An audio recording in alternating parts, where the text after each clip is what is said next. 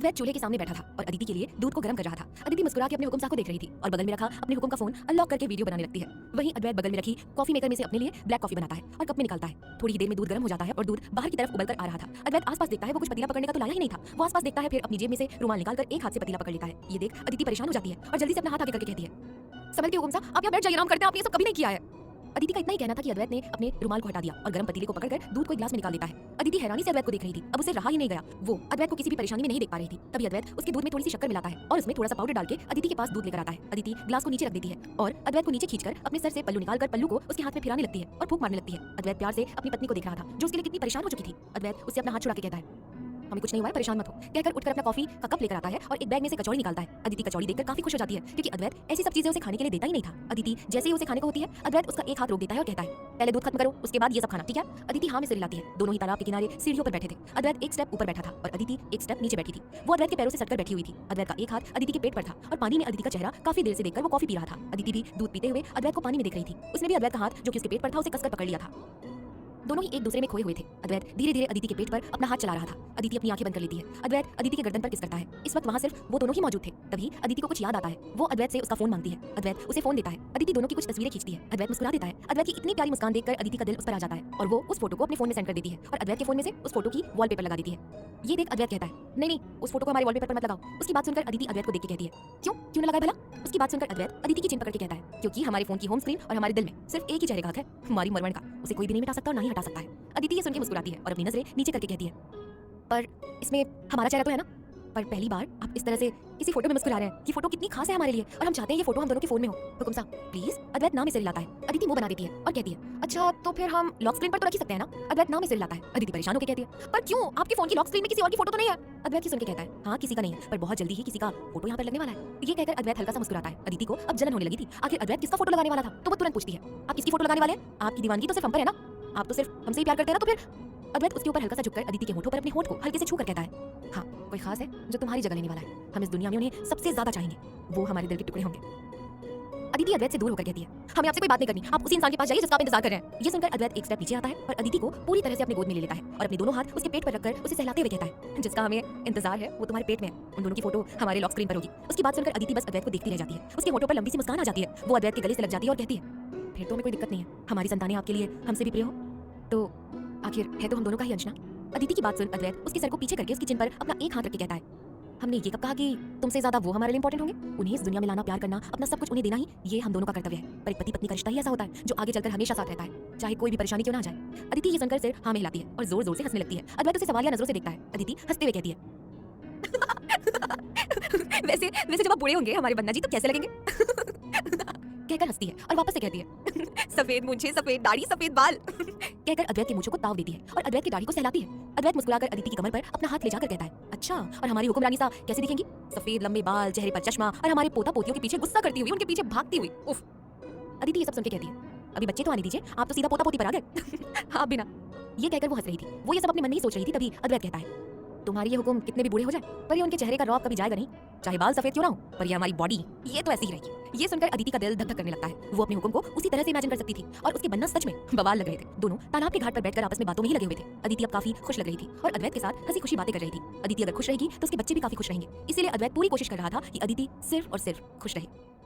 अदिति अद्वैत को देख रही थी। अद्वैत भी बड़े ही दीवानगी से अदिति को देख रहा था। अद्वैत के हाथ धीरे धीरे चलते हुए अदिति के चेहरे के पास आते हैं। अद्वैत अपना चेहरा झुकाने लगता है। अदिति की आंखें ये देख नीचे हो जाती है और वो अपनी आंखें बंद कर लेती है। अद्वैत अदिति के होठों पर अपने होठ रख देता है और अदिति को बड़ी ही शिद्दत के साथ किस करने लगता है। अब से अद्वैत और अदिति दोनों को ही 11 से 12 महीने एक दूसरे से दूर रहना था। उन दोनों के लिए ही ये कठिन तपस्या थी। दोनों ही कठिन तपस्या से गुजरने वाले थे। अद्वैत धीरे धीरे अदिति के पेट को सहला रहा था। अदिति अद्वैत के टी शर्ट को कसकर पकड़ लेती है और उसका साथ देने लगती है। अदिति भी जानती थी कि अद्वैत खुद को कितना कंट्रोल करके रखता है। थोड़ी देर बाद अद्वैत अदिति को छोड़ता है और अदिति के माथे पर अपना माथा जोड़कर गहरी सांस लेता है और बोलता है, जल्दी से आप दोनों आ जाइए और आपकी मासा को अपने बाबा के हवाले कर दीजिए। जिसे सुनकर अदिति के होठों पर मुस्कान आ जाती है। उसका चेहरा लाल हो जाता है। क्या होगा बाकी कहानी में जानने के लिए सुनते रहिए प्रतिलिपि एफएम।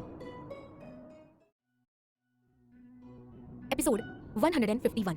ऑस्ट्रेलिया पार्टी में करण और अस्मिता दोनों ही आपस में बातें कर रहे थे। अस्मिता मुस्कुराई जा रही थी, वहीं करण अद्विक की कुछ ऐसी बातें कर रहा था जिससे अस्मिता को हंसी आ रही थी। उसी वक्त अस्मिता की स्ट्रिप नीचे उतर जाती है। अस्मिता का बिल्कुल ध्यान नहीं था, वहीं करण भी उसके चेहरे को ही देखकर बात कर रहा था। उसे भी इसके बारे में मालूम नहीं था। वहीं कोई था जो दूर से ये जान चुका था और उसकी हाथों की और गले की नसें फूलने लगती है। वो धीरे धीरे अपनी कदम अस्मिता की ओर बढ़ाता है। वहीं अस्मिता अपनी ड्रिंक का सिप जैसे ही लेती है, उसे अपने कंधे पर एक हाथ महसूस होता है। अस्मिता बगल में देखती है और हैरान हो जाती है। वो शख्स अस्मिता को हल्का सा पीछे करके कहता है, एक्सक्यूज मी करण, क्या अब हम हमारी वाइफ को अपने साथ लेकर जा सकते हैं? उसकी बात पर करण उसे छेड़ते हुए कहता है, हाँ ना, ले जा, मेरी वाइफ थोड़ी ना जो मुझसे परमिशन ले रहा है। उसकी बात सुनकर सामने वाले शख्स के चेहरे पर हल्का सा गुस्सा आ जाता है। वो अपने ही होठ को एक बार अपने दांत से काट देता है और कहता है, किसी की इतनी औकात नहीं जो हमारी पत्नी को अपना कह सके। कहकर अस्मिता को वहां से ले जाने लगता है। वहीं करण के होठों पर मुस्कान थी। वो अद्विक को काफी अच्छे से जानता था और उसे मालूम था कि उनकी शादी किन हालातों में हुई है। करण तो चाहता था कि दोनों अब सब कुछ भूलकर आगे बढ़े, इसीलिए वो अस्मिता से इतनी बातें कर रहा था जिससे अस्मिता के स्वभाव के बारे में कुछ पता चल सके और वो कुछ कर सके उन दोनों के लिए। वहीं अद्विक की जलन देखकर करण को पता चल रहा था कि उसे अब क्या करना है और क्या नहीं करना है।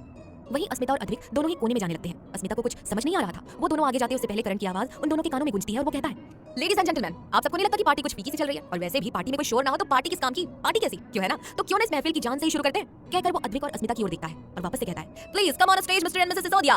मिस्टर एंड मिसेस सिसोदिया सुनकर अस्मिता का दिल धक धक करने लगता है। वो अद्विक की ओर देखती है जो उसके पीछे ही खड़ा था, जिसके चेहरे पर इस वक्त गुस्से के हल्के भाव आ चुके थे। अस्मिता को लगा शायद अद्विक को उसके साथ डांस नहीं करना, इसलिए उसके चेहरे पर इतना गुस्सा है। वो करण को देखकर कहती है, करण जी, वो हमें डांस नहीं आता। अस्मिता आगे कुछ कहती है उससे पहले ही वहां एक रौबदार आवाज गूंज उठती है, हम ये डांस करेंगे पर हमारा डांस आखिर में होगा। आखिर हम तो महफिल की शान है, तो तब तक आप लोग कैरी ऑन कीजिए, हम अभी आते हैं। कहकर अस्मिता को कमर से पकड़कर वो वहां से ले जाता है। अस्मिता को तो कुछ समझ ही नहीं आ रहा था, आखिर ये सब क्या हुआ। वहीं म्यूजिक बजता है और सब लोग वहां कपल डांस करने लगते हैं। अद्विक अस्मिता को ले जाकर रेस्टोरेंट के अंदर आता है। वो दोनों एक लॉबी में खड़े थे जहां अंधेरा था और वहां कोई आता जाता नहीं था। अस्मिता अद्विक को देख के कहती है, क्या हुआ हुकुम साहब, हम ये आगे वो कुछ भी कहती है उससे पहले अद्विक उसके होठों पर उंगली रख देता है। अस्मिता गहरी सांस लेती है और अद्विक को देखने लगती है। अस्मिता की पीठ दीवार से सटी हुई थी और अद्विक उसके सामने खड़ा था। अद्विक एक झटके से अस्मिता को घुमाता है। अब अस्मिता की पीठ अद्विक की तरफ थी और अस्मिता का पेट दीवार से सट चुका था। उसे कुछ भी समझ नहीं आ रहा था आखिर अद्विक क्या कर रहा है। उसके एक्सप्रेशंस भी कुछ खास नहीं थे। अस्मिता अपना सर दूसरी तरफ करती है जहां सामने मिरर लगा हुआ था। वो उन दोनों को साफ साफ देख सकती थी। तब जाकर उसे एहसास होता है कि उसकी स्ट्रिप नीचे गिर चुकी है। इसी कारण अद्विक ने कब से उसके कंधे पर हाथ रखा था। वो जैसे ही अपना हाथ ऊपर ले जाकर अपनी स्ट्रिप को ऊपर करने को होती, अद्विक उसके हाथ को पकड़ लेता और उसके हाथों को दीवार से लगा देता है। अस्मिता अपनी आंखें बंद कर लेती है। उसकी सांसें उखड़ने लगती है। अद्विक अपने एक हाथ से अस्मिता की खुली पीठ पर अपने हाथ चलाने लगता है। अस्मिता हल्की सी अपनी आंखें खोलकर सामने मिरर में देखती है। अद्विक पीछे से अस्मिता की पीठ पर बनी डिजाइन में से बने धागे और डोरी को खींचने लगता है जिससे उसकी ड्रेस टाइट होने लगती है। अस्मिता अपने होठों को अपने दांतों से दबाती है। अद्विक उसकी पीठ पर हाथ चलाते हुए उसके कंधे तक ले जाता है और झट से अस्मिता को अपनी तरफ घुमाता है। अस्मिता गहरी सांसें लेते हुए धीरे से कहती है, अद्विक प्लीज प्लीज यहाँ नहीं। अद्विक एक नजर अस्मिता को देखता है। अस्मिता सिर्फ उसकी नजरों से ही चुप हो जाती है। अद्विक धीरे से अस्मिता की ओर झुकने लगता है। अस्मिता अपनी आंखें बंद करके कसकर अद्विक के कंधों को पकड़ लेती है। अद्विक अस्मिता की बाहों की तरफ आता है और अस्मिता की बाह को उसकी स्ट्रिप उसके होठों में पकड़ लेता है। अस्मिता अपनी आंखें खोलकर सामने मिरर में देख रही थी जहां अद्विक अपने मुंह से उसकी स्ट्रिप को ऊपर कर रहा था। अस्मिता कसकर अपने नाखून उसके कंधों पर गड़ा रही थी। अस्मिता की गर्म सांसें अद्विक के गर्दन पर पड़ रही थी। अद्विक स्ट्रिप कंधों पर ला देता है और अपने होठों को कंधों से गर्दन पर ले जाता है और अस्मिता की गर्दन को चूमने लगता है। अस्मिता की आह निकल जाती है जिसे सुनकर अद्विक के दोनों हाथ अस्मिता की कमर पर कस जाते हैं। अस्मिता अपने दोनों हाथों को अद्विक की पीठ पर ले जाती है और गहरी सांस लेते हुए कहती है, हुकुम हुकुम, यहाँ कोई आ जाएगा, प्लीज रहने दीजिए। अस्मिता से अब रहा नहीं जा रहा था। वो झट से अद्विक को धक्का दे देती है। अद्विक जो खुद होश में नहीं था वो भी धक्के को संभाल नहीं पाता और पूरा पीछे हो जाता है। अस्मिता अपने सीने पर हाथ रखकर गहरी सांसें लेती है और वहां से तुरंत वॉशरूम की ओर भाग जाती है। वहीं अद्विक अपनी टाई को लूज करता है और गहरी सांस लेकर जाती हुई अस्मिता को देख के कहता है, ये आपने सही नहीं किया हमें ऐसे बीच में छोड़कर। कहकर गुस्से से अपनी टाई खींच लेता है। खुद वॉशरूम में चला जाता है। अस्मिता वॉशरूम में आकर लंबी सांसें ले रही थी। अद्विक के छूने मात्र से उसके बदन में आग लग जाती थी। उसका पूरा बदन गर्म हो चुका था और वो कंफर्टेबल नहीं थी। वहीं अद्विक अपने चेहरे पर बार बार पानी मारता है और अपनी दाढ़ी को मसलते हुए मिरर में देखते हुए खुद को घूरने लगता है। आखिर वो इतना आगे कैसे बढ़ सकता है? उसने ऐसी गलती कैसे कर दी? शायद उसका छूना अस्मिता को पसंद नहीं आया, इसलिए वो उससे दूर भाग रही थी। अद्विक वॉशरूम में जाकर फ्रेश होकर आता है और अपने हैंड को अच्छे से वॉश करता है। आज उसकी पहली बार हालत बिगड़ चुकी थी। वहीं दूसरी तरफ अस्मिता भी फ्रेश होकर बाहर आती है। उसकी नजर लॉबी में अद्विक को ढूंढ रही थी। वो अद्विक से अपनी नजरें नहीं मिला पा रही थी क्योंकि उसे काफी शर्म आ रही थी। उसे अभी भी अद्विक के हाथ अपने बदन पर चलते हुए महसूस हो रहे थे। वो शर्मा के अपने गर्दन पर अपना हाथ रखती है। उसकी आंखें अपने आप बंद हो जाती है। तभी उसके कानों में आवाज आती है, भाभी जी आप यहाँ। अस्मिता मुड़कर सामने देखती है जहाँ पर करण था। अस्मिता थोड़ी हड़बड़ा जाती है। वो खुद को देखती है और राहत की सांस लेकर मुस्कुरा के कहती है, हाँ वो हम फ्रेश होने के लिए आए थे। कहकर वो चुप हो जाती है। करण आसपास देखते हुए कहता है, अद्विक कहाँ है? उसकी बात सुनकर अस्मिता चुप हो जाती है। उसे समझ नहीं आता कि वो क्या जवाब दे। वो खुद नहीं जानती थी कि अद्विक कहाँ है। अस्मिता की चुप्पी देखकर करण समझ जाता है कि जरूर उनके बीच कुछ ऐसा हुआ है कि दोनों अब एक दूसरे से ऑकवर्ड फील कर रहे हैं।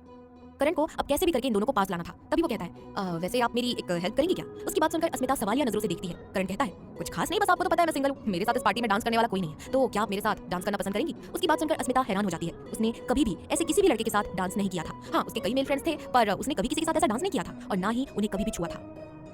अस्मिता को इतना सोचते हुए देखकर वो कहता है, अरे भाभी जी इतना क्या सोच रही हैं आप? मैं आपके जेठ जैसा हूँ और वैसे भी जेठ देवरानी के बीच इतना तो चलता है। ये सुनकर अस्मिता तुरंत कहती है, नहीं हमारे में नहीं चलता, हमारे में देवर और जेठ के साथ काफी मर्यादा में रहना होता है। करण कहता है, पर मैं कहाँ राजस्थानी हूँ, आप तो मुझे एक दोस्त समझ के भी डांस कर सकती है ना, और अद्विक को बुरा नहीं लगेगा, आई एम श्योर। कहकर वो अस्मिता का हाथ पकड़ लेता है। अस्मिता उसे मना नहीं कर पाती क्योंकि वो जानती थी कि करण उसे भाभी की नजरों से ही देखता है। उसने एक भी नजर उसके चेहरे से इधर से उधर नहीं डाली थी। वो अद्विक को बाहर आकर ढूंढती है पर अद्विक उसे कहीं नहीं मिलता। तभी म्यूजिक बजने लगता है। सब लोग चिल्लाने लगते हैं क्योंकि करण और अस्मिता बीचों बीच थे। करण के दोनों हाथ अस्मिता की कमर पर थे। इस वक्त करण को हद से ज्यादा डर लग रहा था और उसे ऑकवर्ड भी लग रहा था। डर इसलिए क्योंकि वो जिस पर अपना हाथ रख रहा है और उसका पति आ गया तो उसकी शामत आने वाली है, और ऑकवर्ड इसलिए क्योंकि वो कूल तो बन गया था पर उसे अच्छा नहीं लग रहा था कि अपनी भाभी को इस तरह से वो टच करे। वहीं अस्मिता के हाथ धीरे से उसके कंधे पर आ जाते हैं। दोनों ही डांस करना शुरू करते हैं। अस्मिता की नजर नीचे थी और करण की नजरें इधर से उधर थी। तभी करण की तिरछी मुस्कान आ जाती है क्योंकि उसके सामने अद्विक आ रहा था। उसके दोनों हाथ उसकी जेब में थे। अद्विक जैसे ही चलता चलते हुए पार्टी हॉल में आता है, उसके कदम रुक जाते हैं। उसकी नजरें एक टक करण और अस्मिता पर थम चुकी थी। अद्विक का दिल मानो जलने लगा था। उसके चेहरे पर गुस्सा साफ दिख रहा था। उसकी आंखें लाल हो चुकी थी और आंख में हल्के से आंसू आ जाते हैं उसके, जो कि उसकी आंखों में रुके हुए थे।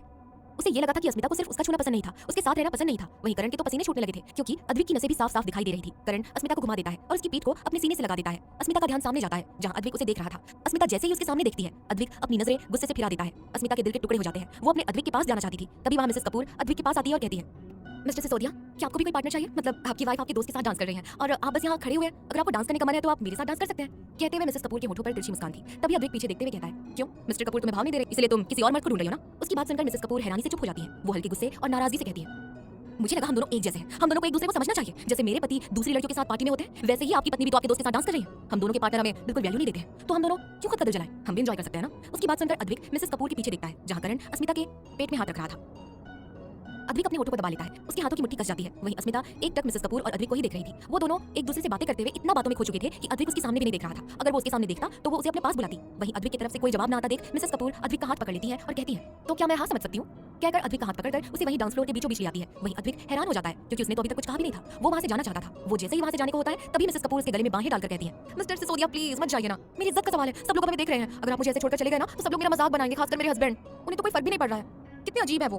कहते हुए मिसेस कपूर की आंखों में आंसू आ जाते हैं। अद्विक एक सख्त इंसान था, पर वो जब मिस्टर कपूर की ओर देखता है तो सच में वो किसी और लड़की के साथ ही बिजी थे और उनकी बीवी का दिल जला रहे थे। अद्विक को बहुत गुस्सा आ रहा था कि वो जाकर मिस्टर कपूर का मुंह तोड़ दे, पर वो अभी पार्टी में कुछ करना नहीं चाहता था। वो कांपते हुए अपने हाथ धीरे धीरे मिसेस कपूर की कमर पर रख देता है। उसने अपने हाथ पूरी तरह से नहीं रखे थे। अद्विक की सिर्फ उंगलियां ही छू रही थी। उसका ध्यान नीचे था और मिसेस कपूर बड़े ही प्यार से अद्विक को देख रही थी कि कितना अच्छा और लॉयल इंसान है। उसकी बीवी वहां उसके दोस्त के साथ डांस कर रही है, फिर भी अद्विक मौके का फायदा उठा के उसे बिल्कुल भी छू नहीं रहा था। अद्विक हल्का सा सख्ती में कहता है, हम डांस कर रहे हैं पर तुम थोड़ा हमसे दूर नहीं रह सकती। उसकी बात सुनकर मिसेस कपूर थोड़ा सा दूर हो जाती है और उसके हाथ अद्विक के गर्दन से उसके कंधे पर आ जाते हैं। अब दोनों ही डांस करने लगते हैं। वहीं अस्मिता जो कब से उन दोनों को देख रही थी, उसकी आंख से आंसू बहने लगते हैं। वो खुद को कोस रही थी कि आखिर उसने करण को हाँ क्यों बोला डांस के लिए। अगर उसने मना किया होता तो वो भी अद्विक के साथ डांस कर रही होती। अभी कुछ ही मिनट हुए थे कि तभी सभी अपने अपने पार्टनर बदलने लगते हैं। मिसेस कपूर करण के पास चली जाती है और अस्मिता सीधा गोल घूमकर अद्विक के सीने से लग जाती है। अद्विक गुस्से से अस्मिता को देखता है। अस्मिता की आंखें नम होती है।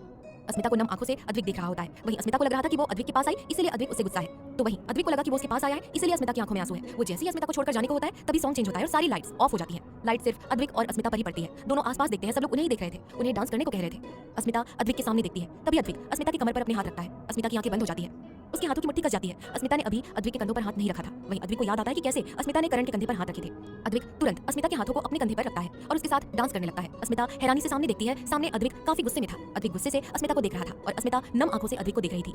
दोनों एक दूसरे को ही देख रहे थे और अपने पैर आगे पीछे करके कपल डांस कर रहे थे। अस्मिता का हाथ धीरे धीरे अद्विक के सीने पर आता है। अस्मिता अद्विक की बढ़ती धड़कनें अपनी हथेली पर साफ साफ महसूस कर सकती थी। उसकी सांसें काफी तेज चल रही थी। अस्मिता अब हैरानी से अद्विक को देखने लगती है। तभी अद्विक अस्मिता को गोल घुमा देता है। अस्मिता की पीठ अद्विक के सीने से लग जाती है। अद्विक के हाथ अस्मिता के पेट पर कस जाते हैं। उसके सामने करण के हाथ दिखाई देने लगते हैं जो अस्मिता के पेट पर थे। वो गुस्से से अपने हाथों को हल्के से उसके पेट को दबाता है। अस्मिता की आह निकल जाती है। उसकी आह सुन अद्विक अपने हाथों को थोड़ा सॉफ्ट करता है। अस्मिता अपनी आंखें बंद कर लेती है। उसे कुछ भी समझ नहीं आ रहा था, पर उसे अंदाजा तो था ही कि कहीं करण के पास आने से अद्विक गुस्सा तो नहीं है।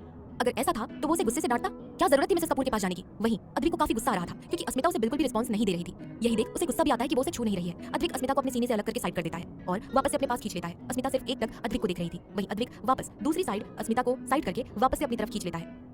जुदा जब से हुआ तेरे बिना खामोश रहता हूं मैं, लबों के पास आ तू मेरी आवाज बन जा जरा।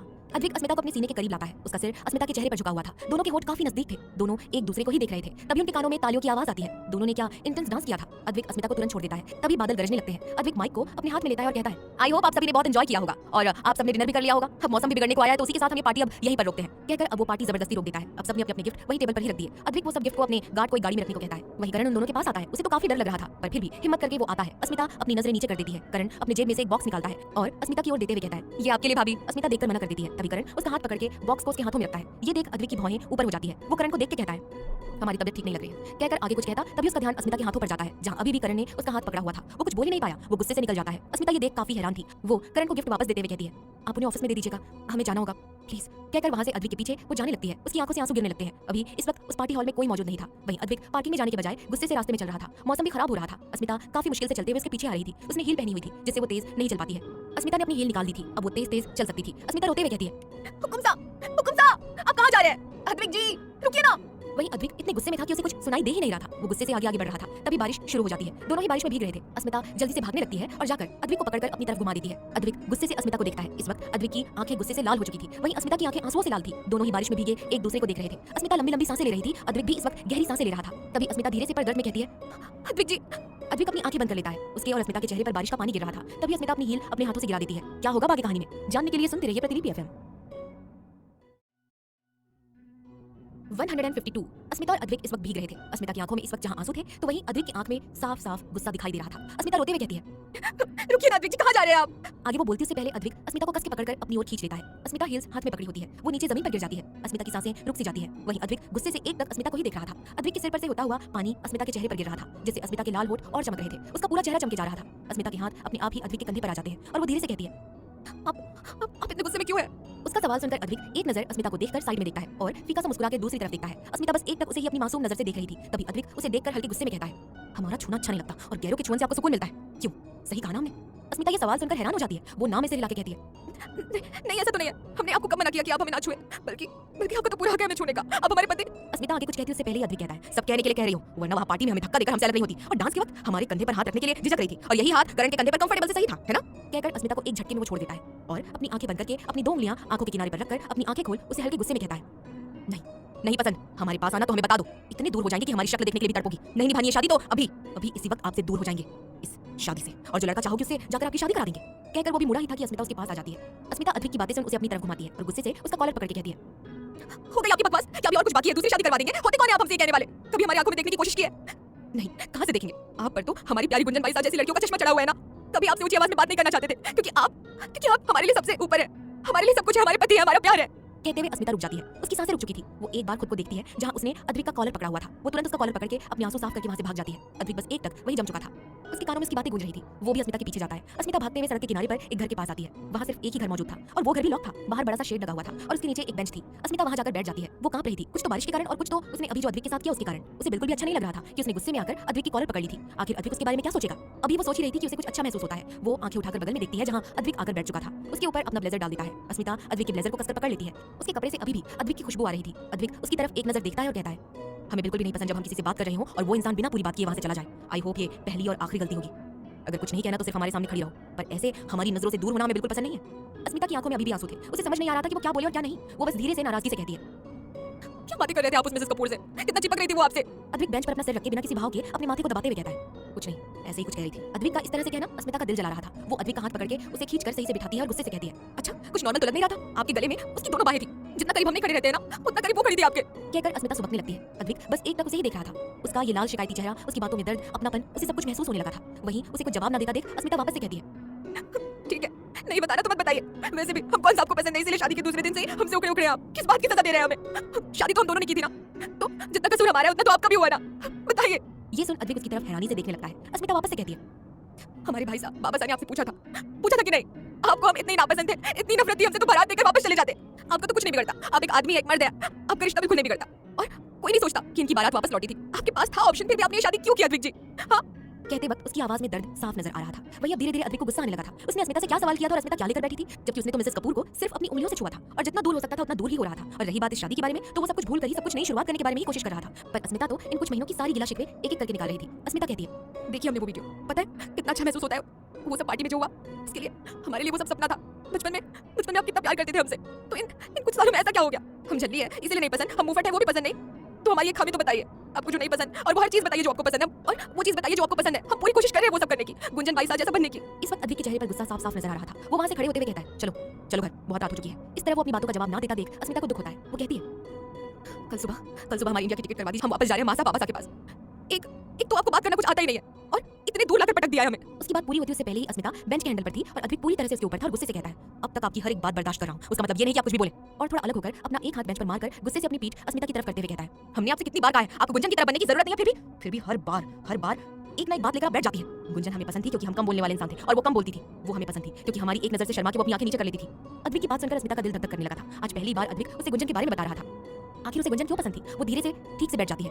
उसका दिल मानो जलकर बाहर राख बन के आया हो। उसे ऐसा महसूस हो रहा था और वो कहती है, हमें बाबा साहब के पास जाना है। अस्मिता की बात सुनकर अद्विक के दोनों हाथ बेंच के अगल बगल में आ जाते हैं। वो एक टक अस्मिता को देख गुस्से से कहता है, कहीं नहीं जाओगी समझी, और अपने बाबा साहब के घर तो बिल्कुल भी नहीं। हमें छोड़कर जाने का सोचा भी ना तो हमसे बुरा कोई नहीं होगा।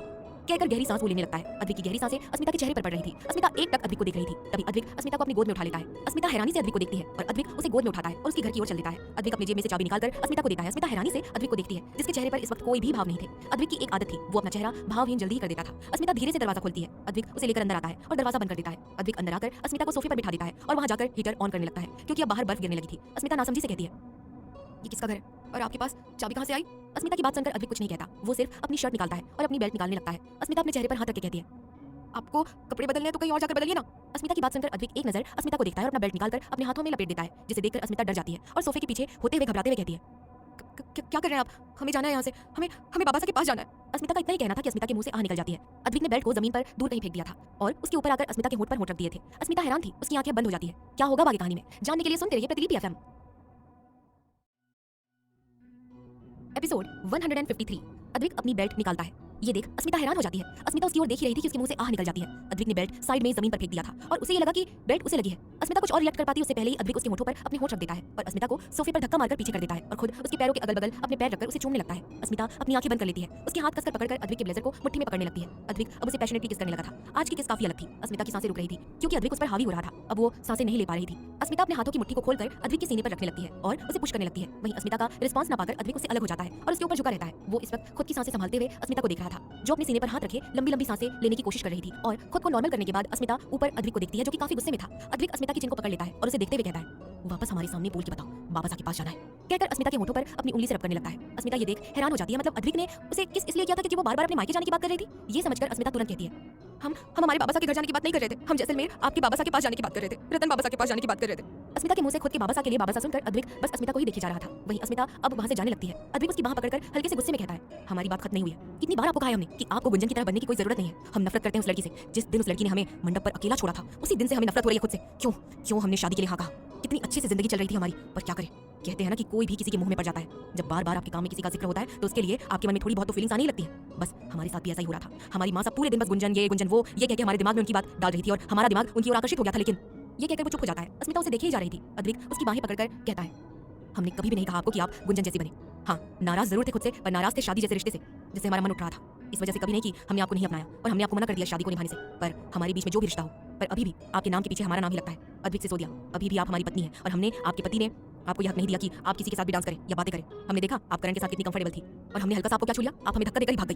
कहकर वो अस्मिता को छोड़कर गुस्से से कमरे में चला जाता है। अस्मिता बस अद्विक को वहां से जाते हुए देखती रहती है। उसे तो कुछ समझ नहीं आ रहा था कि आखिर एक झटके में ऐसा क्या हो रहा था। अद्विक कमरे में आता है और फ्रेश होने के लिए वॉशरूम में चला जाता है। अस्मिता भी कमरे में आती है और उसकी नजर अद्विक पर जाती है। वो खुद को देखती है, उसका मेकअप थोड़ा सा खराब हो चुका था। वो आगे आकर बाहर के टिश्यू से अपना मेकअप साफ करती है और खड़ी होकर बाहर के ड्रायर से अपने बालों को सुखाने लगती है। अस्मिता खड़ी होती है और बेड पर देखती है। उसके लिए एक सॉफ्ट टेडी जैसा कुछ ग्रे कलर का लॉन्ग स्लीव टी-शर्ट और लहंगा रखा हुआ था। अस्मिता खड़ी होती है और उन कपड़ों को लेकर चेंजिंग रूम में चली जाती है। सारे कपड़े बदल के वो बाहर आती है जहां अद्विक पहले से ही कपड़े पहने बैठा हुआ था। अस्मिता भी अद्विक के पास आकर खड़ी हो जाती है और कहती है, हमें आपसे कुछ बातें करनी है। आप कैसे बातों का दूरा छोड़ सकते हैं? उसकी बात पर अद्विक बिना अस्मिता को देख के कहता है, हमें स्टडी रूम में जाना है। कहकर वो जैसे ही एक कदम बाहर रखता है वैसे ही मानो उसे सुबकने की आवाज आने लगती है। क्या होगा बाकी कहानी में जानने के लिए सुनते रहिए प्रतिलिपि एफएम। एपिसोड 154। अद्विक अस्मिता को कहके जैसे ही वहां से जाने को होता है तभी उसके कानों में सुबकने की आवाज आती है। अद्विक के कदम रुक जाते हैं। अस्मिता बेड पर बैठ जाती है और अपनी आंखें मसलते हुए कहती है, हमें बाबा साहब के पास जाना है, चित्तौड़गढ़, यहाँ हमें कोई प्यार नहीं करता। कहकर वो अपना फोन ढूंढने लगती है, क्योंकि उसे वही कोने में ड्राइवर के पास ही रखा हुआ मिलता है। अस्मिता अपने फोन को अनलॉक करती है और जल्दी से अपने बाबा साहब को फोन लगाकर बड़बड़ाती है, हमारे बर्थडे के दिन किसी से बात भी नहीं करने दी और खुद भी अभी बात नहीं कर रहे हैं, हमें बाबा साहब के पास जाना है। बोल रही थी कि सामने से आवाज आती है, हेलो छोरी, क्या हुआ, आप ठीक तो हैं? ऐसे अचानक हमें फोन किया? आप तो अपने माँ साहब को फोन करती है ना? अस्मिता रोते हुए कहती है, हमें आपके पास आना है बाबा साहब। ये सुन कमल जी के होठों पर हल्की सी मुस्कान आ जाती है और वो कहते हैं, हाँ क्यों नहीं, अगर जमाई साहब भेजे तो आ जाओ, हमने कब मना किया है। अस्मिता मुंह बना के कहती है, आपके जमाई साहब हमें कहीं भी भेज ही नहीं रहे, आप हमारी टिकट करवाइए ना बाबा साहब, हमें आपके पास आना है। कमल जी का पूरा मन था कि अपनी बेटी को अपने पास लाए। तभी उनके कानों में भारी आवाज आती है, काका साहब माफी चाहते हैं। वो क्या है ना, आपकी बेटी थोड़ी भावुक हो चुकी है। आज ही उनका बर्थडे था और कोई भी घर से उनके बर्थडे पर था ही नहीं, बस इसलिए रो रही है ये। कहकर अद्विक सामने देखता है जहां उसने अस्मिता के मुंह पर अपना हाथ रख लिया था और अस्मिता को घूर रहा था। अस्मिता ने नाम में सिर हिलाया और खुद का मुंह छुड़वा रही थी। कमल सा कहते हैं, अगर वो हमें इतना ही याद करती है तो आप एक बार उसे यहाँ भेज दीजिए ना, हमारा भी मन लगा रहेगा। अद्विक कहता है, सॉरी काका साहब, पर पॉसिबल नहीं है, आपकी बेटी की एग्जाम्स भी आने वाले हैं और हम बिजी हैं, देखते हैं अगर आना हुआ तो दोनों ही साथ में आएंगे। कमल जी कहते हैं, ठीक है, अब हम और क्या ही बोल सकते हैं, आपका और हमारी बेटी का ख्याल रखना। कहकर दोनों ही फोन डिस्कनेक्ट करते हैं। अद्विक उसके मुंह से हाथ छुड़वा देता है। अस्मिता मुंह बिगाड़ के वापस से रोते हुए कहती है, हमें बाबा साहब के पास जाना है, हमें यहाँ कोई प्यार नहीं करता, हमें बाबा साहब के पास। अभी वो बोल ही रही थी कि अद्विक उसके होठों पर उंगली रख देता है और एक टक घूरकर उसे ही देखने लगता है। अस्मिता अपनी नजरें फेर लेती है और तरह तरह के मुंह बनाने लगती है। अद्विक अब स्टडी रूम की तरफ जाने लगता है। तभी अस्मिता फिर से सुबकने लगती है। अद्विक अपनी आंखें बंद कर देता है। अद्विक के कदम अस्मिता की ओर बढ़ने लगे थे। ये देख अस्मिता हड़बड़ा जाती है और जल्दी से खुद को ठीक कर लेती है। अद्विक रुक जाता है और एक टक अस्मिता को हैरानी से देखने लगता है और घूरकर कैबिन में चला जाता है। अस्मिता बेड पर बैठ जाती है और अपना फोन चलाने लगती है। तभी एक नोटिफिकेशन उसके फोन में आता है। उसे इंस्टा में करण की रिक्वेस्ट आई हुई थी। अस्मिता उसकी रिक्वेस्ट एक्सेप्ट कर लेती है और करण को रिक्वेस्ट भेजती है और उसकी प्रोफाइल देखने लगती है। तभी उसका फोन कोई छीन लेता है। अस्मिता हैरानी से सामने देखती है। सामने अद्विक खड़ा था। अद्विक उसे हल्के से गुस्से से देख रहा था। फिर कहता है, हम कुछ कह रहे थे, आपने सुना क्या? इतना भी क्या फोन में बिजी थी आप? कहकर वो अस्मिता के फोन में देखता है जहां अस्मिता के फोन में करण की प्रोफाइल ओपन थी। अद्विक के जबड़े कस जाते हैं। वो फोन को ऑफ करके बेड पर फेंक देता है और वहां से गुस्से से जाने लगता है। अस्मिता ये देख अपने बाल खींच लेती है। अब उसे ये बंदा भी बिल्कुल समझ नहीं आ रहा था। वो अपने मुंह पर ब्लैंकेट ओढ़कर लेट जाती है। तभी उसे याद आता है कि अद्विक ने उसे कोई गिफ्ट नहीं दिया। वो बेड से उठती है, आसपास दिखती है, आसपास कोई नहीं था। अस्मिता खड़ी होकर स्टडी रूम में चली जाती है। अद्विक इस वक्त लैपटॉप के साथ चेयर पर बैठा हुआ था। लैपटॉप टेबल पर था। अद्विक के लैपटॉप में अस्मिता की आज की फोटोज चल रही थी जो उसके फोन में थी और अद्विक ने उसे अपने लैपटॉप में लेकर रखी हुई थी। अस्मिता की हर एक तस्वीर को अद्विक ध्यान से देख रहा था। तभी अचानक से लैपटॉप बंद कर देता है क्योंकि सामने अस्मिता उसके पास ही चलते हुए आ रही थी। अस्मिता अद्विक के पास आते हुए कहती है, क्या देख रहे थे और हमारे आने से लैपटॉप क्यों बंद कर दिया? अद्विक अपनी भुआएं ऊपर करके अस्मिता को देखता है और चेयर से खड़े होकर कहता है, क्यों हम लैपटॉप बंद नहीं कर सकते क्या? अद्विक की बात सुनकर अस्मिता लैपटॉप को देखते हुए कहती है, आप कर सकते हैं पर हमारे आने से पहले ही आपने लैपटॉप बंद किया था। ऐसा क्या देख रहे थे आप? कहीं आप मिसेस कपूर का कोई मैसेज तो नहीं देख रहे थे उसका? कहकर वो जैसे ही लैपटॉप के पास जाने को होती है, अद्विक उसकी बाह पकड़कर उसे साइड में करके उसकी आंखों में देखते हुए कहता है, मतलब क्या है आपका? चेक आप प्रोफाइल कर रही थी और इल्जाम हम पर लग रहे हैं। वाह। अद्विक की बात सुनकर अस्मिता चुप हो जाती है और वो तो सच में उसकी ही प्रोफाइल चेक कर रही थी पर उसके मन में कुछ ऐसा नहीं था। अस्मिता धीरे से कहती है, आप जो सोच रहे हैं वैसा नहीं है। हम जैसे ही फोन लेके बैठे वैसे ही उनकी रिक्वेस्ट आई और हम उनकी रिक्वेस्ट बस एक्सेप्ट करके देख ही रहे थे। अभी वो बोल ही रही थी कि अद्विक हल्का सा गुस्सा में कहता है, कुछ ज्यादा ही इंस्टाग्राम चलाती हैं आप? अस्मिता बस नीचे देखने लगती है। उसका ध्यान बार बार लैपटॉप की ओर जा रहा था। वो देखना चाहती थी कि अद्विक क्या कर रहा था। उसके मन में कोई शक नहीं था पर फिर भी उसे जानने की इच्छा थी। अस्मिता को लैपटॉप की ओर देखता हुआ पाकर अद्विक कहता है, यहाँ कैसे आना हुआ? अस्मिता होश में आती है और तुरंत कहती है, सबने हमें बर्थडे गिफ्ट दिया और आपने कुछ नहीं दिया। उसकी बात सुनकर अद्विक एक टक अस्मिता को देखने लगता है। वो भी कुछ कहने ही वाला था तभी अद्विक का फोन बजता है। अस्मिता कुछ नहीं कहती, वहां से जाने लगती है। तभी उसके कानों में आवाज आती है, कैसे हैं आप कुंवर साहब? वो आवाज सुनकर अस्मिता रुक जाती है। अद्विक चेयर पर बैठ जाता है। सामने उर्मिला जी थी। तभी उसे रतन सा की भी आवाज आती है। अस्मिता आसपास देखती है, उसे आसपास कोई नहीं दिख रहा था। तभी वो जल्दी से कमरे में जाकर एक दुपट्टा लेकर आती है और उसे अच्छी तरीके से अपने सीने से लपेटकर माथे पर ओढ़ लेती है। अद्विक एक नजर उसे देखता है। अस्मिता अद्विक के बगल में आकर खड़ी रहती है और कहती है, खम्मा गड़ी काका सा काकी सा कहकर हाथ जोड़ती है। रतन सा और उर्मिला जी भी उससे मिलते हैं। रतन सा अपनी नजरें फेर लेते हैं क्योंकि अस्मिता ने कुछ लॉन्ग स्लीव टी शर्ट और लहंगा पहना हुआ था। उर्मिला जी मुस्कुरा के कहती है, हमारी बच्ची का बर्थडे कैसा गया? अस्मिता मुस्कुरा के कहती है, जी बहुत अच्छा था, इन्होंने पार्टी दी थी। उर्मिला जी मुस्कुराती है। तभी रतन सा कहते हैं, कुंवर बहू खड़ी है और आप आराम से बैठे हैं, उन्हें भी बैठने को कहिए। रतन सा की बात सुनकर अद्विक पहले अस्मिता को देखता है और कहता है, हमने कब मना किया? सामने से चेयर लेकर वो खुद बैठ सकती है। कहकर खुद खड़ा होकर अस्मिता को बैठने को कहता है। अस्मिता ना कहती है पर अद्विक के एक नजर से ही वो बैठ जाती है। उर्मिला जी कहती है, कैसा चल रहा है आप दोनों का? आप दोनों ज्यादा लड़ते तो नहीं है ना? देखिए हमें सच बताइएगा क्योंकि लाडो के बाबा सा। उसकी बात सुन रतन सा हाँ में सिर हिलाते हैं। तभी उर्मिला जी कहती है, क्या आप दोनों ने एक दूसरे को माफ कर दिया? ये सवाल सुन अस्मिता अद्विक और अद्विक अस्मिता को देखते हैं। इस वक्त अद्विक चेयर की बाजू पर बैठा था और कोने में स्टैंड लगा हुआ था। क्या होगा आगे कहानी में जानने के लिए सुनते रहिए प्रतिलिपि एफएम। एपिसोड 155। अस्मिता अद्विक दोनों ही वीडियो कॉल पर बात कर रहे थे। उर्मिला जी उन्हें सवाल करती हैं, क्या आप दोनों ने एक दूसरे को माफ कर दिया? ये सवाल सुन अस्मिता अद्विक की तरफ होती है। वो कब अद्विक से नाराज थी? नाराज तो सिर्फ उनका बेटा ही हुआ था। अस्मिता उर्मिला जी के सामने की तरफ देखती है और कुछ नहीं कहती। तभी अद्विक कहता है, मासा अदिति की तबीयत कैसी है? उर्मिला जी मुस्कुरा के कहती है, ठीक है हमारी बच्ची, और आप दोनों को एक बात बताना भूल गए हैं हम। अस्मिता जल्दी से कहती है, क्या मासा? उर्मिला जी कहती है, हमारी अदिति को जुड़वा बच्चे होने वाले हैं। ये सुन अस्मिता खुश हो जाती है और कहती है, सच्ची? मतलब मैं दो बेबीज की बुआ बनने वाली हूँ। तभी अद्विक गला खराशते हुए कहता है, पहले आप मामी सा बनने वाली है, बाद में बुआ सा। अस्मिता पाउट करके कहती है, पहले हम अपने भाई सा की बहन है इसलिए हम बुआ सा, बाद में मामी सा होंगे। अद्विक घूर कर अस्मिता को देखता है। उर्मिला जी कहती है, अरे अरे अरे आप दोनों बच्चों की तरह फिर से लड़ने लगे हो। अद्विक बेटा आप तो ऐसे नहीं थे, कितने शांत और चुपचाप रहते थे, अब आपको देखकर ऐसा नहीं लगता? लगता है संगत का रंग चढ़ने लगा है। अद्विक के चेहरे पर कोई भाव नहीं था। वहीं अस्मिता मन ही मन मुस्कुरा रही थी। तभी अद्विक कहता है, हम बात कर लेंगे लाडो से, बहुत दिन हो गए उससे बात नहीं हुई है। उर्मिला जी उदास होकर कहती है, बेटा आप दोनों यहाँ कब आने वाले हैं? अद्विक एक चेयर पर अपना हाथ रख के कहता है, मासा अभी तो कुछ कह नहीं सकते, काम बहुत है तो हम यहाँ से आ नहीं सकते। तभी अस्मिता कहती है, पर मासा हम तो आ सकते हैं, हम तो फ्री हैं और हमें भाभी सा से मिलना भी है, हम बहुत खुश हैं उनके लिए। अभी वो बोली रही थी कि उसका ध्यान अद्विक के हाथों की तरफ जाता है। जो हाथ अद्विक के पैरों पर था वो टेबल के कारण उर्मिला जी और रतन सा को दिख नहीं रहा था। अस्मिता उसके हाथों को देखती है और गुस्से से मुट्ठी में जो कि बन चुका था। अस्मिता सक पका जाती है। अब वो मना नहीं कर सकती थी। तभी उर्मिला जी कहती है, सच्ची तो बहुत अच्छी बात है, आ जाओ, और अद्विक बेटा आप बाद में आ जाना। अस्मिता अपने होठों को अपने दांत से दबा रही थी। तभी अद्विक अस्मिता को एक नजर देख के कहता है, सच में आपको इंडिया वापस जाना है? अस्मिता क्या जवाब दे वो समझ ही नहीं रही थी। वो धीरे धीरे अटकते हुए कहती है, अब वो वहाँ हमारे मतलब ना। रतन सा एक तक अद्विक अस्मिता के बीच क्या चल रहा है ये पहचानने की कोशिश कर रहे थे। तभी अद्विक कहता है, नहीं मासा अस्मिता नहीं आ सकती, उनके एग्जाम से और हमें तो लगा ही था कि ये भूल जाएंगी। अद्विक की बात सुन अस्मिता चुप हो जाती है। उसकी कोई एग्जाम नहीं आने वाली थी। अद्विक सबको यही कहकर मना कर रहा था। वो अपने पल्लू को पकड़ के तरह तरह के मुंह बना रही थी। तभी रतन सा कहते हैं, हमें आपसे कुछ बात करनी है अस्मिता बेटा। अस्मिता चौंक कर कहती है, अब हाँ जी कहिए। रतन सा कहते हैं, जो भी हो सच सच बताना, क्या अद्विक कुंवर साहब को ज्यादा डांटते तो नहीं है ना? उसकी बात सुन अस्मिता हैरान थी। वहीं अद्विक घूर कर अपने बाबा साहब को देखता है और सख्ती की आवाज में कहता है, क्या कहना चाहते हैं आप बाबा साहब कि हम अपनी पत्नी पर जोर लगाते हैं? उसकी बात पर रतन सा कहते हैं, आप दोनों दूर रहते हैं, आप दोनों की शादी जिस हालत में हुई है उसे सोच हम आपके बर्ताव के बारे में पूछना जरूरी समझते हैं बहू से, क्योंकि हम किसी की अमानत को लेकर आए हैं। उनकी बात सुन अद्विक खड़े होते हुए कहता है, बाबा साहब हम गुस्से वाले जरूर हैं और हम गुस्सा जरूर होते हैं, और पूछिए आपकी बहू से, आज तक हमने कभी कोई से अपशब्द कहा है? ना कभी उनके मायके से रिलेटेड ताना मारा है? अस्मिता तुरंत कहती है, बाबा साहब ये सच कह रहे हैं, इन्होंने हमसे ऐसा वैसा कुछ भी नहीं कहा और हम अच्छे से बात करते हैं, और तो और हमारा बर्थडे था तो इन्होंने हमें बहुत अच्छी पार्टी भी दी थी। उर्मिला जी रतन सा का हाथ पकड़ लेती है और कहती है, आप कैसी बातें लेकर बैठ गए हैं? हाँ हमें पता है आपको अपनी बहू की चिंता है, पर आपको कुछ पूछना हो तो आप बहू को ही फोन करके पूछा करिए। रतन सा हाँ में सिर हिलाते हैं। अस्मिता मुस्कुराती है कि रतन सा कितने अच्छे हैं। तभी उर्मिला जी कहती है, वैसे अस्मिता बेटा आप हमें खुशखबरी कब सुना रही हैं? उम्मीद है 1 साल बाद इंडिया आएंगी आप तो हमें खुशखबरी देंगी। ये सुन अस्मिता का दिल धक धक करने लगता है। उसकी बिल्कुल भी हिम्मत नहीं थी कि अपने बगल में देखे। तभी उसके कानों में भारी आवाज आती है, मासा अभी वो छोटी है, हमारी शादी भी तब 19 साल की थी, उनकी पढ़ाई भी बाकी है, आप कहाँ ये सब बातें लेकर बैठ गई हैं और हमें नहीं लगता कि इतनी छोटी उम्र में इतनी बड़ी जिम्मेदारी दे देनी चाहिए। अद्विक की बात सुन उर्मिला कहती है, हम 20 के थे तब आप इस दुनिया में आए थे। 20 की उम्र में बच्चा आएगा ना तो आप दोनों 2 बच्चों में काफी अच्छा गैप भी रख सकते हैं, जिससे बहू को कोई तकलीफ ना हो। और अदिति में ही देख लीजिए कितना इस गैप है। आप तो 27 के हैं और अदिति 20 की। तब तक अस्मिता बेटी भी 27 साल की हो जाएंगी दूसरे बच्चे तक। यहाँ उर्मिला जी बोले ही जा रही थी, वहाँ अस्मिता का दिल धक धक किए जा रहा था। अद्विक गहरी सांस लेकर कहता है, मासा बहुत रात हो चुकी है, हम दोनों बाद में बात करते हैं। उर्मिला जी हाँ में सिर हिलाती है और अस्मिता भी मुस्कुरा के दोनों को बाय कहती है। अद्विक वीडियो कॉल कट कर देता है। अस्मिता जैसे ही उठने को होती है तभी अद्विक अस्मिता के दोनों तरफ अपने हाथ रख के उसे घूरता है। लगता है आपने हमारी बात ना मानने का ठान ही लिया है। क्यों, सही कहा ना, एक बार हमने अपने कमरे में कमल काका सा को मना किया था कि आप नहीं आएंगी, और यहाँ बाबा सा के सामने शुरू भी हो गई। अस्मिता अपनी आंखें इधर से उधर मटका रही थी कि अद्विक गुस्से से अस्मिता की तरफ देखते हुए कहता है, एक बार भी अपनी आंखें इधर उधर की तो हमसे बुरा कोई नहीं होगा, हमारे सामने देखिए। अस्मिता झट से अद्विक के सामने देखती है। अद्विक अस्मिता की चिन पकड़ के कहता है, जब तक हम सामने से नहीं कहते तब तक आप अपने मायके जाने का नाम भी नहीं लेंगी। ये सुन अस्मिता जल्दी से हाँ में सिर हिलाती है। अद्विक धीरे से कहता है, वैसे क्या पूछने आई थी आप गिफ्ट के बारे में? अस्मिता ये सुनकर झट से खड़े होकर कहती है, हाँ याद आया, आपने हमें कोई गिफ्ट नहीं दिया। अद्विक मुस्कुरा के कहता है, गिफ्ट चाहिए? अस्मिता हाँ में सिर हिलाती है। तभी अद्विक कहता है, पर आपका गिफ्ट तो गाड़ी में और हम दोनों तो पैदल चलकर आए हैं। ये सुन अस्मिता उदास हो जाती है। वो फिर कहती है, ठीक है, हम बाद में देख लेंगे। अद्विक मुस्कुराता है और कहता है, हॉल में सोफे के पास रखा है, खोलकर देख लो। अस्मिता ये सुनकर खुश हो जाती है और जल्दी से अद्विक को धक्का देकर गिफ्ट खोलने चली जाती है।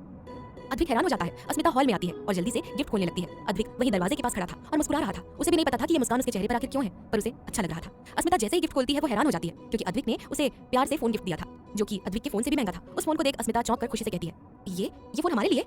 अद्विक आसपास देखते हुए कहता है, तो बताओ और कौन है यहाँ पर? अस्मिता नाम में सिर हिलाती है और जल्दी से उठकर अपना दुपट्टा सोफे पर रख के भागकर अद्विक के पास जाती है और कहती है, थैंक यू सो मच हुकुम साहब, thank you so much, I am so sorry, अगली बार से हम करण के पास डांस करें तो क्या हम उनसे बात करने भी नहीं जाएंगे।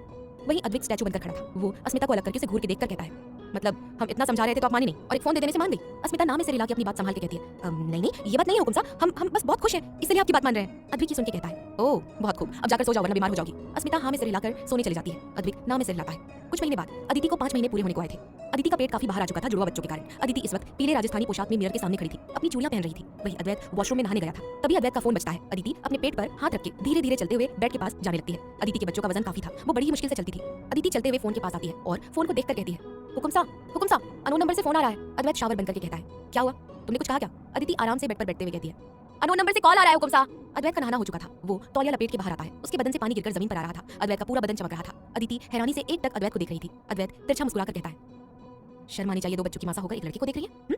ये सुन अदिति होश में आती है और अपनी नजर नीचे करके शर्माती है और मुंह बना के कहती है, अच्छा पर शर्म क्यों आनी चाहिए, हम उन्हीं 2 बच्चों के बाबा सा को तो देख रहे हैं। अद्वैत अपने बदन को दूसरे तौलिए से पोंछकर अपने कपड़े पहनकर चेंजिंग रूम से बाहर आता है और अदिति के पास आकर उसके माथे को चूम लेता है। अदिति की आंखें नम हो जाती है। इन 2 महीनों में वो काफी परेशान हो रही थी, क्योंकि वक्त के साथ उसका पेट बाहर आता जा रहा था और उसे काफी दिक्कतें होती जा रही थी। अद्वैत उसके गाल पर अपना हाथ रख के कहता है, पता है बहुत मुश्किल है दोनों को एक साथ अपने पेट में रखना, पर बी स्ट्रॉन्ग, तुम हमारी हुकुम रानी सा हो, अद्वैत की रानी सा।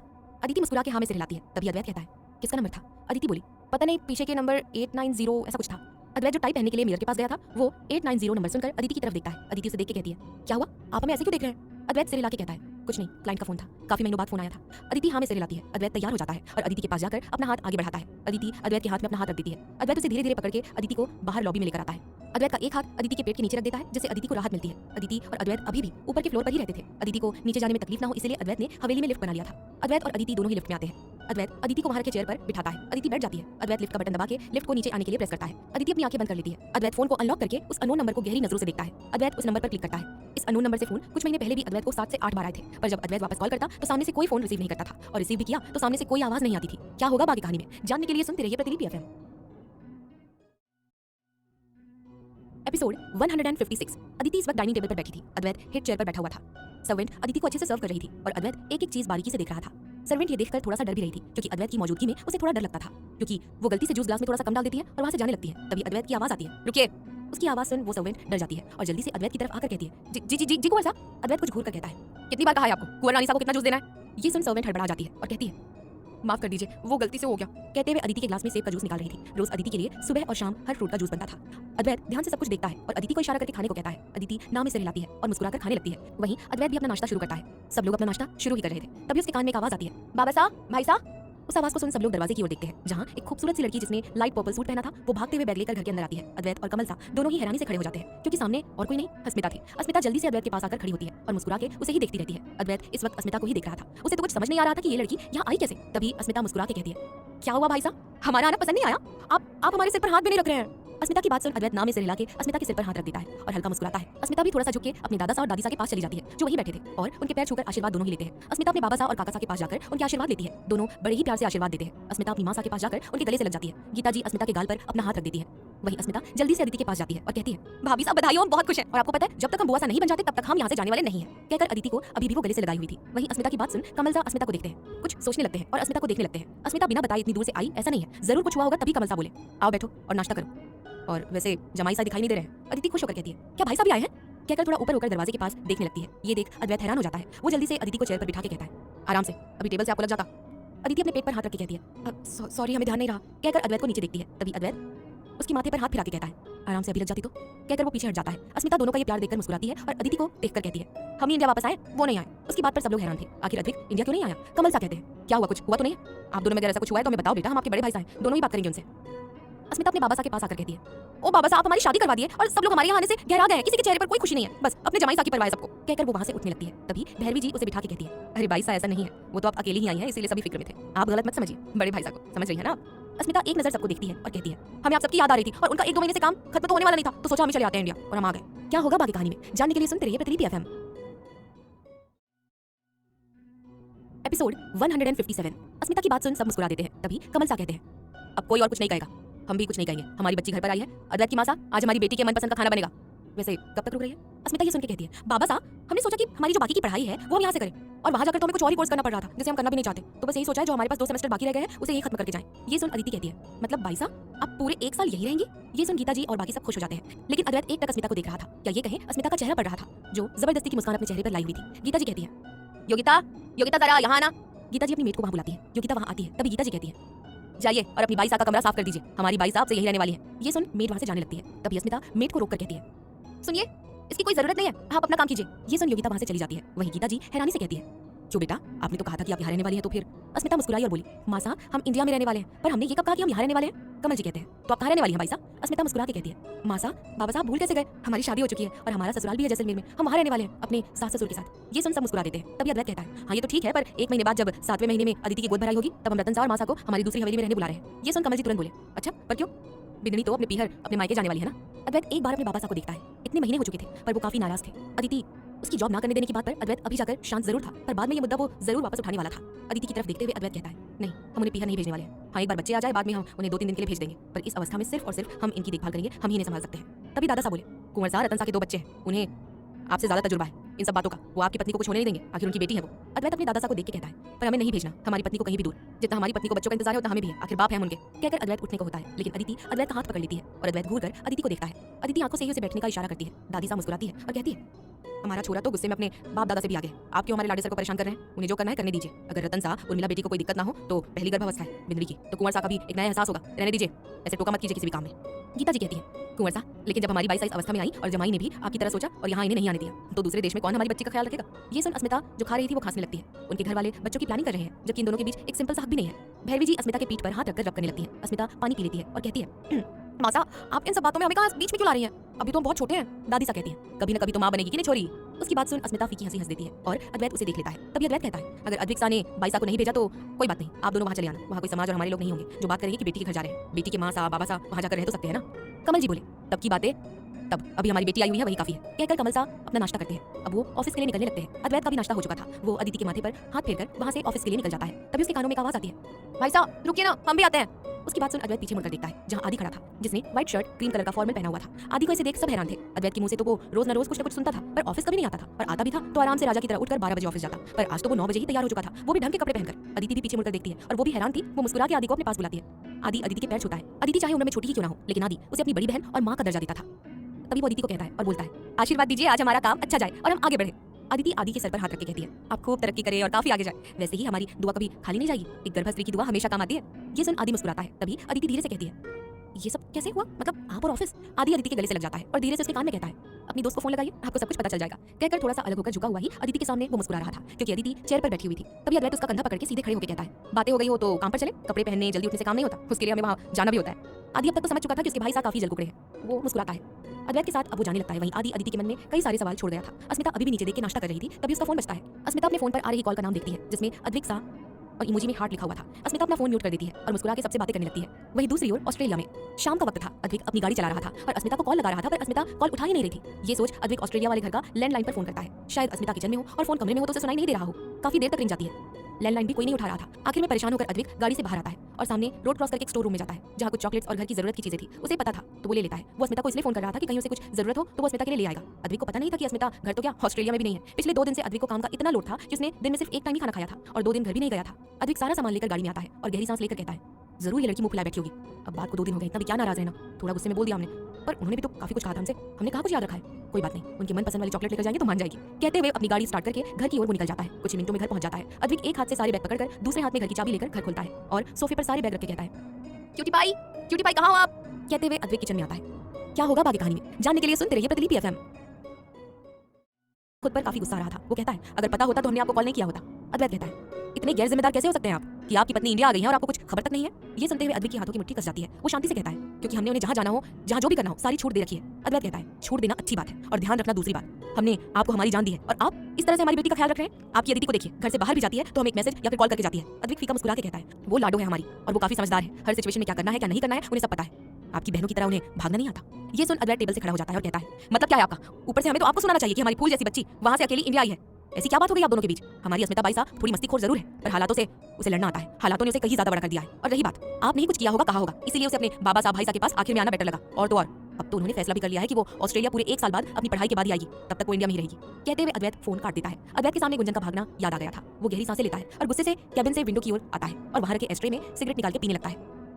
वहीं दूसरी ओर अद्वैत के कान में बार-बार अद्वैत की एक ही बात गूंज रही थी, 1 साल तक अस्मिता वापस नहीं आने वाली है। उसके चेहरे पर काफी गुस्सा झलक रहा था। वो अपने हाथ में फोन उठाता है और एक मैसेज टाइप करता है। अस्मिता जो बेड पर दोपहर के वक्त आराम कर रही थी, उसके फोन की नोटिफिकेशन बजती है। अस्मिता जल्दी से फोन अपने हाथों में लेती है क्योंकि उसे पता था कि किसका मैसेज आया होगा। अस्मिता तुरंत अद्वैत का मैसेज मुस्कुरा के खोलती है, पर अगले ही पल उसके होठों की मुस्कान एक पल में गायब हो गई थी। उसकी आंखों के सामने मैसेज बार-बार लिखा हुआ आ रहा था। उसकी आंखों से आंसू आ जाते हैं। मैसेज में लिखा था, हमने मना किया था ना इंडिया जाने से, अब गई हो ना हमें छोड़कर अपने मायके, तो वही रहो और हमारे पास आने की कोई जरूरत नहीं है, क्योंकि हमारी कोई बात ना माने ये हमसे बर्दाश्त नहीं। अस्मिता की सांसें अटक जाती है। अस्मिता गहरी सांस लेते हुए कहती है, क्या मतलब मैं वही रहूं? क्या एक पत्नी रूठ कर अपने मायके नहीं जा सकती? पति का फर्ज होता है अपनी रूठी हुई बीवी को मनाने का। कहते हुए अस्मिता अद्वैत को फोन लगाने लगती है। वहीं अद्वैत जो सोफे पर बैठा था अपनी आंखें बंद करके अपने फोन को देखता है जिस पर क्यूटी पाई लिखा हुआ आ रहा था। अद्वैत फीकी हंसी हंसकर वहां से खड़ा होता है और बिना अपने फोन को देखे अपने कमरे से निकल जाता है। अस्मिता अद्वैत को बार-बार कॉल कर रही थी। जब तक अद्वैत फोन नहीं उठाता तब तक अस्मिता कॉल किए ही जा रही थी। अद्वैत अपने घर के बेसमेंट की ओर आता है और चाबी अपनी जेब से निकालकर बेसमेंट के अंदर कमरे में जाने का डोर खोल देता है। अद्वैत अंदर आकर लाइट ऑन करता है और अंदर आकर दरवाजा बंद करता है। नीचे एक बार बना हुआ था जहाँ काफी सारी ब्रांड्स की बोतल रखी हुई थी। अद्वैत कमरे के बीचों बीच आकर वहाँ लगाई सारी तस्वीरें देखता है जिसमें अस्मिता की ही फोटोज थी। ये सारी तस्वीरें उस दिन पार्टी की थी जब अस्मिता ने अद्वैत के फोन में से अपनी फोटोज खींची थी। अद्वैत बार के पास आता है और एक ड्रिंक को ग्लास में भरकर अपने हाथ में से उठाकर उस दीवार पर लगी तस्वीरों के पास आता है। अद्वैत अपनी सर्द नजरों से अस्मिता को मुस्कुराते हुए उसके चेहरे को देखता है। उसके चेहरे पर अपना हाथ फेरता है। अद्वैत धीरे धीरे अस्मिता के होठों की तस्वीर के पास आता है और अस्मिता के होठों पर अपनी उंगली रख अपने होठों पर ग्लास रखता है और एक घूंट में ही सारी ड्रिंक पी लेता है। अद्वैत गुस्से से जमीन पर ग्लास फेंक देता है और गुस्से से अस्मिता को देख रहा था। अद्वैत धीरे से अस्मिता के पैरों वाली तस्वीर के पास आता है जहाँ पर एक कट था और उसकी एक थाई से लेकर पूरा पैर दिखाई दे रहा था। अद्वैत इंटेंसिटी के साथ अस्मिता के पैरों पर हाथ घुमा रहा था और धीरे धीरे हाथ घुमाते हुए उसके चेहरे तक आ जाता है और उसके गाल को छूते हुए कहता है, आपने सही नहीं किया। जब तक ये अद्वैत शांत और कम बोलने वाला था तब तक ये अद्वैत के लिए अच्छा था, लेकिन अब इस अद्वैत का सनक बाहर आएगा तब आप सहन नहीं कर पाओगी। हमें जितना तड़पा रही हो याद रखिएगा, हम भी उतना ही तड़पाएंगे। कहकर वो बार के पास आता है और जल्दी से एक बोतल उठाकर अपने होठों से लगा के एक ही घूंट में पीने लगता है। वहीं इंडिया में अस्मिता बेड पर लेटी थी। वो पूरी रात फ्लाइट में सोई नहीं थी। इस वक्त उसकी आंखें भारी थी। उसके कान में अभी भी उसका फोन लगा हुआ था। वो अद्वैत को कॉल किए जा रही थी। अब तक उसने 25 मिस कॉल 50 से ज्यादा मैसेज भेज चुके थे, फिर भी अद्वैत उसका फोन नहीं उठा रहा था। आखिर उठाता भी कैसे? उसका फोन तो कमरे में था। अस्मिता की आंखें बंद हो जाती है, फिर अचानक ही वो उठ बैठती है। क्या होगा बाकी कहानी में जानने के लिए सुनते रहिए प्रतिलिपि एफएम। एपिसोड 159 दोपहर का वक्त। अद्वैत की ऑफिस में अद्वैत इस वक्त मीटिंग रूम में अपनी चेयर पर बैठा हुआ था। इंडिया से बाहर और इंडिया के कई बड़े बड़े बिजनेसमैन जैसे कि बिरला, टाटा सब आए हुए थे। सबको अद्वैत के साथ बिजनेस करने में इंटरेस्ट था और एक एक करके सब अपनी प्रेजेंटेशन अद्वैत को दिखाकर समझा रहे थे। अद्वैत के चेहरे पर इस वक्त कोई भाव नहीं था। वो जितना अपनी मलाई कुल्फी के साथ सॉफ्ट रहता था उतना ही वो घर वालों और बाकी सभी लोगों के लिए सख्त था। अद्वैत सब कुछ सुन रहा था। तभी उसका फोन बजता है। अद्वैत तिरछी नजरों से फोन पर फ्लैश हो रहे नाम को देखता है जिस पर हुकुम रानी सा लिखा हुआ था। अद्वैत सामने देखता है और स्टॉप होने के लिए अपना हाथ दिखाता है।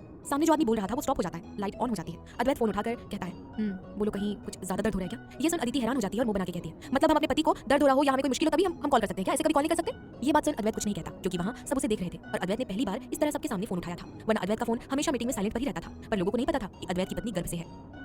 अद्वैत बिना किसी भाव के कहता है, हाँ तुम हमें कॉल कर सकती हो जब चाहो तब, पर तुम्हारा कॉल हम ऑफिस में होते हैं तब तक नहीं आता है, इसलिए बस हम थोड़े घबरा गए थे। अद्वैत की बात सुन अदिति मुस्कुरा के कहती है, वो हम अपने हुक्म को इसलिए कॉल नहीं कर रहे थे क्योंकि हम उन्हें डिस्ट्रैक्ट नहीं करना चाहते थे, वरना हमारा फोन आते ही आप अपने काम पर ध्यान नहीं दे पाते। अद्वैत बस हल्का सा मुस्कुरा देता है और उसकी वो मुस्कान अगले ही पल गायब हो जाती है। कार्तिक जो वहीं खड़ा था वो घूर कर अद्वैत को एक नजर देखता है। उसकी आंखें छोटी हो गई थी क्योंकि अद्वैत की वो स्माइल कार्तिक ने ही देखी थी। अद्वैत गहरी सांस लेकर आसपास देखता है और जैसे ही अदिति को कहने वाला था कि वो अपना फोन रख रहा है क्योंकि वो अभी मीटिंग में है, तभी अदिति के मुंह से आह की चीखने की आवाज आती है। अद्वैत ये सुनकर घबरा जाता है। वो चेयर से उठकर कहता है, क्या हुआ अदि? तुम ठीक तो हो ना? हेलो हेलो अदि।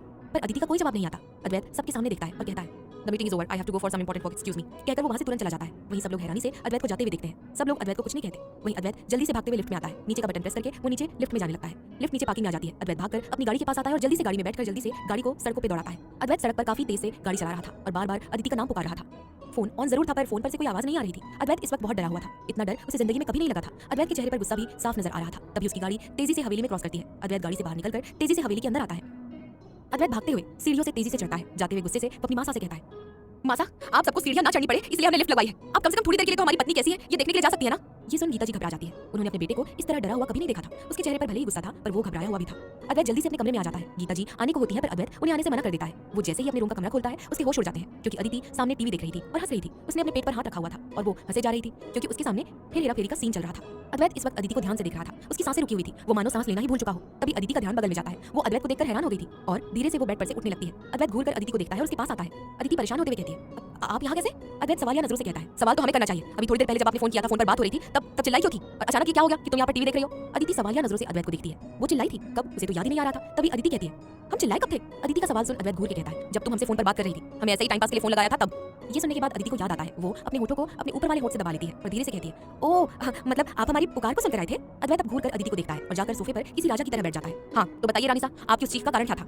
अदिति नीचे जमीन को देखते हुए अपनी उंगलियां उलझाते हुए कहती है, वो श्याम ने बाबूराव पर लोटा फेंका था और उन्हें चोट लग गई थी इसलिए हम चीखे थे। अद्वैत सवालिया नजरों से अदिति को देखता है क्योंकि वो किसी बाबूराव श्याम इनको नहीं जानता था। अदिति अपना हाथ आगे करके टीवी को दिखाते हुए कहती है, राजू, श्याम, बाबूराव बॉलीवुड की सबसे हिट जोड़ी है। अक्षय कुमार, सुनील शेट्टी और परेश रावल, वो तीनों एक चौल में लड़ रहे थे। मतलब वो तीनों नहीं, राजू और श्याम लड़ रहे थे और बाबू भैया उन्हें कह रहे थे, मार श्याम, साले कुत्रिया को, मेरा चश्मा बेच डाला। श्याम जैसे ही मारने को होता है राजू नीचे झुक जाता है और जो पीतल का लोटा था वो सीधा बाबू भैया को लगता है। बेचारे टक टक टक करके मुंह से आवाज निकाल रहे थे। अद्वैत घूर कर कहता है, हमें टीवी की आवाज क्यों नहीं सुनाई दी थी? अदिति कहती है, हमने आवाज कम की थी और अचानक वो सीन आ गया और आपके टाबर ने किक किया और दोनों एक साथ हुआ तो हमारे मुंह से हल्की सी आह निकल गई। कहकर अपनी उंगलियां उलझा रही थी। ये सुन अद्वैत हैरान हो जाता है और खड़े होकर आगे आकर खुशी से कहता है, क्या बच्चे ने लात मारी? अदिति भी खुशी से हाँ में सिर हिलाती है। अद्वैत उसका हाथ पकड़कर उसके हाथ ऊपर करके अदिति के पेट पर अपने कान रख के कहता है, हमें बताया क्यों नहीं?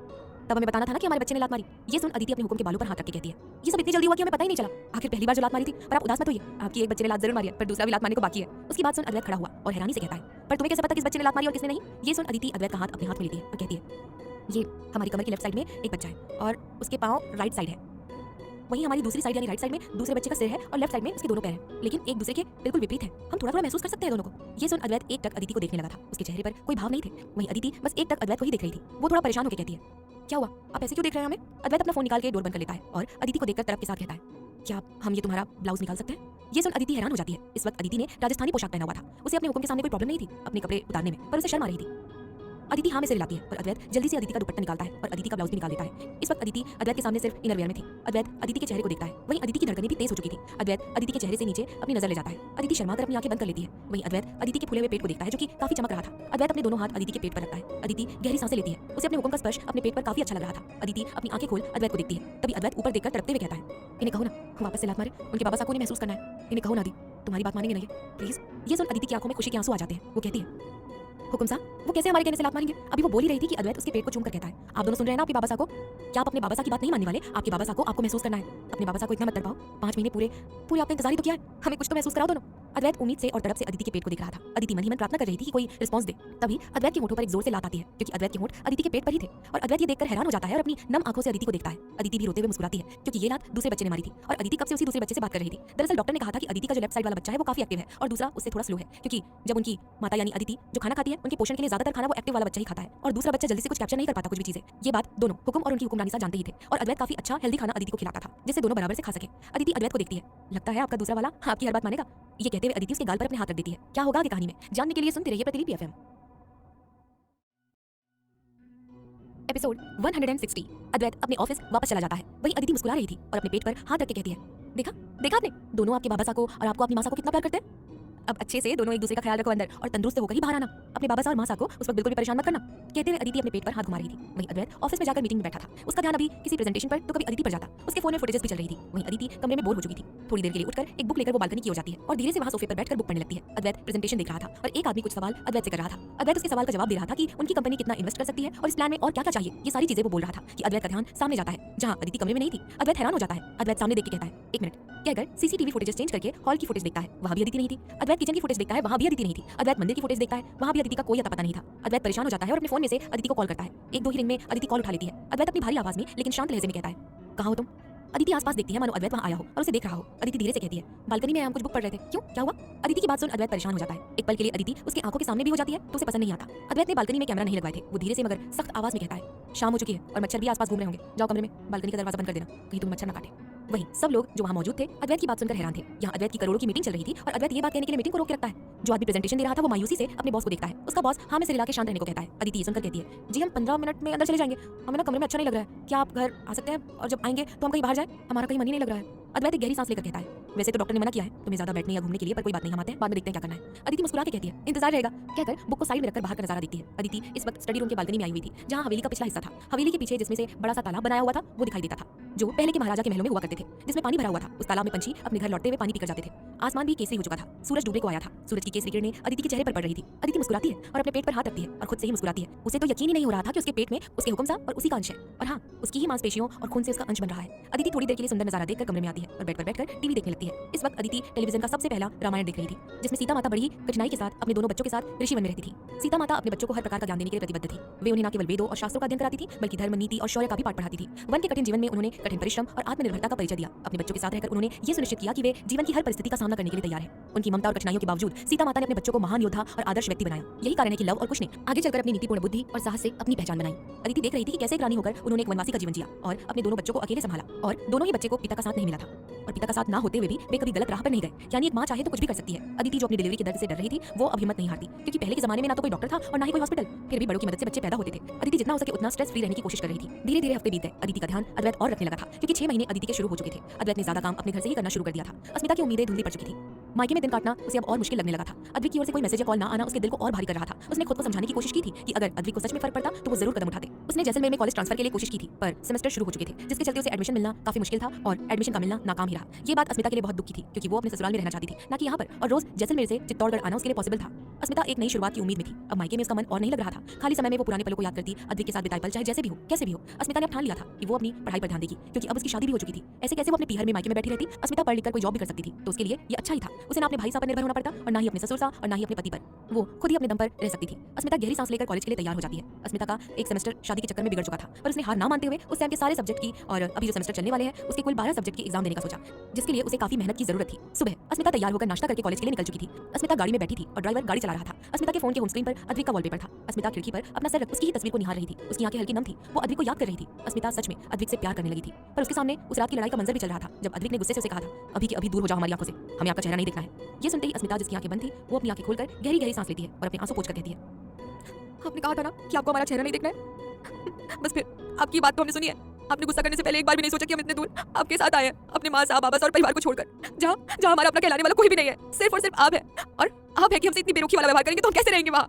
कहते हुए अस्मिता बाहर देखती है और अब उसका कॉलेज आ चुका था। अस्मिता बैग लेकर बाहर निकलती है। इस वक्त अस्मिता ने पिंक कुर्ती और सफेद प्लाजो पहना हुआ था। कुर्ती का गला हाई नेक था, जिस कारण अस्मिता का मंगलसूत्र नहीं दिख रहा था। वहीं अस्मिता को कॉलेज में आते देख सभी लड़कों की धड़कनें तेज हो चुकी थी, क्योंकि अस्मिता को कौन नहीं जानता था, सबको पता था अस्मिता अद्वैत प्रताप सिंह की बहन थी। अस्मिता ब्रेन विद ब्यूटी भी थी। वो जितनी खूबसूरत थी, सब लड़के अपना दिल उसके पीछे हारे बैठे थे, फिर वो सारे जूनियर हो, सीनियर हो या फिर उसके कोई क्लासमेट क्यों ना हो। अस्मिता जैसे ही आगे चलकर अपना एक कदम आगे बढ़ाती है, उसकी आंखें बड़ी हो जाती है। क्या होगा आगे कहानी में, जानने के लिए सुनते रहिए प्रतिलिपि एफएम। एपिसोड 161। अस्मिता कॉलेज के गेट से चलते हुए अंदर की ओर आने लगती है। उसके चेहरे पर अद्विक के साथ रहते हुए जो सुख खुशी नजर आ रही थी, वो खुशी अब उसके चेहरे पर नहीं थी। अस्मिता चलते हुए जैसे ही अपना कदम आगे बढ़ाती है, तभी उसके कदम रुक जाते हैं। वो हैरानी से सामने खड़े इंसानों को देखने लगती है, जो खुशी से ही उसे देख रहे थे। वहीं वो दोनों इंसान भी अस्मिता को खुशी के साथ देख रहे थे। उसमें से एक लड़की भागते हुए अस्मिता के पास आती है और कहती है, कैसी है हमारी जान, शादी होते हुए हमें भूल गई ना? अस्मिता मुस्कुराते हुए कहती है, नहीं हमारी जान, हम तुम्हें कैसे भूल सकते हैं, वैसे भी तुम तो हमारी सबसे खास सखी हो। कहते हुए योगी के गले लग जाती है। योगी भी उसे गले लगा लेती है। तभी उन दोनों के पास दूसरा इंसान यानी एक लड़का आता है, जो योगी का बॉयफ्रेंड और अस्मिता का खास दोस्त भी था। वो लड़का बोला, तो साली साहिबा हमें भी भूल गई क्या? ना कोई मैसेज ना कोई कॉल। अस्मिता कहती है, नहीं ऐसी कोई बात नहीं है जीजा साहब। कहते हुए अस्मिता हंस रही थी। तभी वो लड़का जिसका नाम जय सिंह राठौर था, वो अपनी बाहें फैला देता है। योगी अपना मुंह बिगाड़ लेती है। जय अपनी दूसरी बाह उसके लिए फैलाता है। योगी और अस्मिता दोनों ही मुस्कुरा के जय के गले से लग जाते हैं। तभी जय योगी को कसकर पकड़ के कहता है, वैसे साली भी आधी घर वाली ही होती है। अभी ये बोल ही रहा था कि अस्मिता और योगी दोनों ही जय को एक थप्पड़ लगाकर उसके गाल पर मजाक में मार देती है। जय दोनों को छोड़कर पीछे होते हुए कहता है, okay okay I am sorry. कहते हुए वो अपने दोनों दोस्तों के साथ चला जाता है। तभी उसके कानों में एक शोर सुनाई देता है। अस्मिता आसपास देखते हुए कहती है, क्या हो रहा है, इतना शोर क्यों है? ये सुन योगी खुश होकर कहती है, अरे यार तुम्हें पता नहीं नए प्रोफेसर आए और तुम्हें पता है यार वो कितने हैंडसम है, और तो और सुना है वो राजस्थान के ही हैं, और अभी तो हमें इतना ही पता उनके बारे में। हमारे अलावा हमारे सारे क्लास वाले उन्हें सेमिनार हॉल में मिल चुके हैं। सिर्फ कल हमारा क्लास जल्दी छूट गया था तो हम देख नहीं पाए। अस्मिता हल्का सा मुस्कुराती है। तभी चारों ओर शोर मचने लगता है। लोग भागकर दरवाजे के पास जाने लगते हैं। तभी योगी जोर से खुश होकर कहती है, अस्मिता लगता है नए प्रोफेसर आए, चलना यार। कहते हुए वो खुश होकर जा रही थी। अस्मिता बिना किसी भाव के कहती है, हमें नहीं देखना, हम क्लास जा रहे हैं, तुम भी आ जाना। अस्मिता सीधा अपने क्लास के रूम में चली जाती है। योगी बस उसे हैरानी से वहां से जाते हुए देखती है। योगी का दिल बहुत था कि नए प्रोफेसर को देखे, पर वो अपनी दोस्त को अकेला नहीं छोड़ सकती थी। योगी भी अस्मिता के पीछे चली जाती है। अस्मिता क्लास में आकर बैठी थी। वो इस वाले क्लासरूम में पहली बार आई थी। अस्मिता आसपास देखती है और अपना फोन ऑन करके फोन को देखने लगती है। योगी भी वहां आ जाती है। और अस्मिता से बातें करने लगती है, पर अस्मिता का सारा ध्यान अपने फोन पर था। अस्मिता रील स्क्रॉल कर रही थी, पर उसका बिल्कुल भी ध्यान नहीं था, वो तो बस अद्विक के ख्यालों में खोई थी। वहीं योगी बहुत सी बातें कर रही थी, अस्मिता का सारा ध्यान लेकिन फोन पर ही था। तभी धीरे धीरे करके सभी स्टूडेंट्स आने लगे थे। यही सब बातें कर रहे थे कि नए प्रोफेसर कितने हैंडसम हैं। योगी उन सबकी बातें सुन रही थी। अस्मिता के कानों में भी ये सारी बातें सुनाई दे रही थी, पर उसे कोई फर्क नहीं पड़ रहा था। वो तो बस किसी के ख्यालों में डूबी हुई थी। धीरे धीरे पूरा क्लास फुल हो जाता है। आज सारे स्टूडेंट्स आए हुए थे क्लास में, क्योंकि सुबह ही ग्रुप एडमिन ने मैसेज डाला था कि आज सबको क्लास में प्रेजेंट रहना है। अगर जो कोई भी नहीं आया तो उन्हें इंटरनल मार्क्स में 0 मिलेंगे। ये सब पढ़कर सब लोग क्लास आ चुके थे। धीरे धीरे क्लास का शोर बढ़ चुका था। तभी एक आदमी के कदम उस शोर को चीरते हुए अंदर की ओर आते हैं। सब लोग उसकी आहट से चुप हो जाते हैं और एकदम से खड़े हो जाते हैं। नए प्रोफेसर एकदम शांत कदमों से अंदर आते हैं और अपनी हाथ में पकड़ी हुई बुक को टेबल पर रखकर सामने की ओर नजर घुमाते हैं। वहीं इस वक्त पूरी क्लास में सभी खड़े थे। वहीं अस्मिता अपने फोन की स्क्रीन देखी जा रही थी। नए प्रोफेसर की घूरती हुई आंखें अब सिर्फ और सिर्फ अस्मिता पर थी। वहीं योगी, जय दोनों ही अस्मिता को बुलाने की कोशिश कर रहे थे। क्या होगा आगे कहानी में जानने के लिए सुनते रहिए प्रतिलिपि एफएम। एपिसोड 162। प्रोफेसर ने क्लासरूम में एंटर किया तो पूरा क्लास खड़े होकर उनको ग्रीट करने लगता है। वो एक सख्त प्रोफेसर के रूप में जाने जाते थे। सब लोग सिर्फ उनके खड़े होने से ही कांप जाया करते थे। उनके व्यक्तित्व में एक ऐसा प्रभाव था कि हर स्टूडेंट उसकी कक्षा में अनुशासन बनाए रखने की कोशिश करता। जैसे ही प्रोफेसर की नजर क्लास के कोने में बैठी अस्मिता पर पड़ती है, वो हैरान हो गए। अस्मिता बाकी स्टूडेंट्स की तरह खड़ी नहीं थी, बल्कि अपने फोन में ही व्यस्त थी। उसकी इस लापरवाही ने प्रोफेसर को अंदर तक गुस्सा दिला दिया था। प्रोफेसर ने गहरी सांस ली और अपनी आवाज को थोड़ा ऊंचा करते हुए कहते हैं, आप हाँ पीछे वाली सीट पर। क्या मैं क्लास में बात कर रहा हूँ या आपके फोन पर? अस्मिता ने चौंक कर सिर उठाया। उसकी आंख प्रोफेसर की तरफ गई, लेकिन वो कुछ बोल नहीं पाई। वो सामने प्रोफेसर को देख रही थी और देखकर हैरान थी। उसके हाथ से फोन नीचे गिर गया था और धीरे से वो कहती है, हुकुम साहब। वही अस्मिता के हुक्म यानी अद्विक की नजर अभी भी अस्मिता की तरफ थी। उसने अस्मिता के होठों से अपना नाम पढ़ लिया था। अद्विक का दिल एक बार फिर तेजी से धड़क गया। फिर खुद को नॉर्मल करके वो गुस्से से कहता है, नाम क्या है आपका? अद्विक ने ठंडी आवाज में पूछा। वही अस्मिता ये सुनकर हैरान थी कि क्या सच में अद्विक को उसका नाम नहीं पता? अगर ना भी पता होता तो इस कॉलेज के सारे प्रोफेसर अस्मिता को जानते थे, क्योंकि अस्मिता अद्वैत की बहन थी। अद्विक उसे चुप देखकर वापस से कहता है, हमने कुछ पूछा आपसे? अस्मिता चौंक जाती है। अभी भी पूरा क्लास खड़ा था और अस्मिता बैठी थी। अस्मिता सदमे में चली गई। अस्मिता वापस से कहती है, अस्मिता प्रताप सिंह। उसने धीमी आवाज में जवाब दिया। वही अद्विक की मुट्ठियां कसकर बंद हो चुकी थी, क्योंकि ऑस्ट्रेलिया जाने से पहले ही अस्मिता की सरनेम और उसके बाबा साहब का नाम बदलकर अस्मिता अद्विक सिसोदिया कर दिया गया था। अद्विक का चेहरा गुस्से से लाल हो चुका था। अद्विक व्यंग कसते हुए कहता है, अच्छा अस्मिता, लगता है कि आपको हमारी क्लास के नियमों के बारे में बताया नहीं गया। फोन का इस्तेमाल हमारी क्लास में बिल्कुल बर्दाश्त नहीं किया जाएगा और अभी इसी वक्त अपना फोन मेज पर रख दीजिए, और अगर दोबारा ऐसा हुआ तो समझ लीजिए कि आपको क्लास से बाहर कर दिया जाएगा। ये सब अद्विक गुस्से से कह रहा था, क्योंकि जिस दिन उसने अस्मिता को लगातार फोन किया था उस दिन उसने एक भी फोन नहीं उठाया। और देखो आज अपने फोन को हाथ में पकड़कर बैठी थी। अस्मिता ने झिझकते हुए अपना फोन मेज पर रखा। उसके चेहरे पर दर्द साफ दिखाई दे रहा था, लेकिन अद्विक की बातों के पीछे एक ऐसी अजीब सी नजाकत थी जो उसे अलग तरह से महसूस करा रही थी। उसके दिल में घबराहट और उत्सुकता उसका अजनबी सा मिश्रण था। वो खुश थी क्योंकि उसने अपने हुक्म को देखा था। पूरे एक हफ्ते बाद उसका दिल उछल उछल के अद्विक के पास जाना चाहता था, लेकिन अगले ही पल अस्मिता अपने विचारों को झटक देती है। उसे ऑस्ट्रेलिया में हुआ झगड़ा और 7 दिनों में अद्विक का ना कोई कॉल ना कोई मैसेज आना, ये सारी चीजें उसे याद आती है। अद्विक ने क्लास पर एक नजर डाली जहां पूरा क्लास खड़ा था। अस्मिता भी उसकी नजरों का पीछा करती है। पूरी क्लास की नजर अपने ऊपर पाकर अस्मिता जल्दी से खड़ी हो जाती है। अद्विक सबको बैठने का इशारा करता है और सबको पढ़ाना शुरू करने लगता है। अद्विक अस्मिता को वही सब्जेक्ट पढ़ा रहा था जो सब्जेक्ट अस्मिता को बिल्कुल भी पसंद नहीं था। वही अद्विक बिना बुक में देखे सबको पढ़ा रहा था। वो इस वक्त बिल्कुल भी अस्मिता के सामने नहीं देख रहा था, लेकिन दिमाग के किसी कोने में बार-बार अस्मिता का चेहरा, उसकी लापरवाही घूम रही थी। उसका खुद को अस्मिता प्रताप सिंह कहना उसके कानों में बार-बार सुनाई दे रहा था। अद्विक ने मन ही मन ठान लिया था, अगर अस्मिता को अपनी शादी की बात छुपानी है सबसे, यही सही वो अभी भी अस्मिता के करीब नहीं जाएगा, क्योंकि अस्मिता को शायद तक उनके रिश्ते से शर्म आती होगी कॉलेज में बताने में।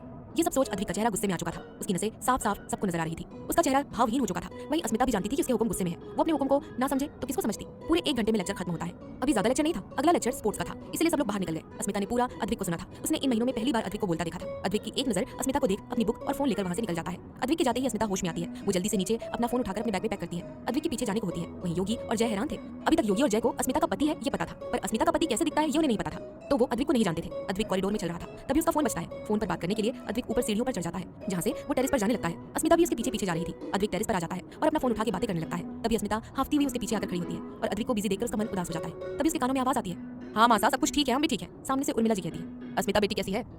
ये सवाल सुन अद्विक के होठों पर फीकी सी मुस्कान आ जाती है। वो पीछे मुड़कर अस्मिता को देखते हुए व्यंग में कहता है, आपकी बहू बहुत खुश है, बहुत खुश। अद्विक की ऐसी बातें सुनकर अस्मिता का दिल भर आता है। वो जानती थी ये सब अद्विक उसे ताने मारते हुए कह रहा है। उर्मिला जी मुस्कुरा देती है और कहती है, बस और क्या चाहिए, अस्मिता बेटी खुश रहे हमेशा। अद्विक अस्मिता की आंखों में देखते हुए कहता है, हाँ सही कहा, आपकी अस्मिता खुश हो और क्या चाहिए फिर, बाकी खुश हो या ना हो। उर्मिला जी अद्विक की बात को समझ नहीं पा रही थी। वहीं अस्मिता की आंखों से आंसू बहने लगते हैं। वो नाम में सिर हिलाती है। अद्विक गहरी सांस लेकर कहता है, मासा हमने अभी एक लेक्चर लिया और हम थक गए।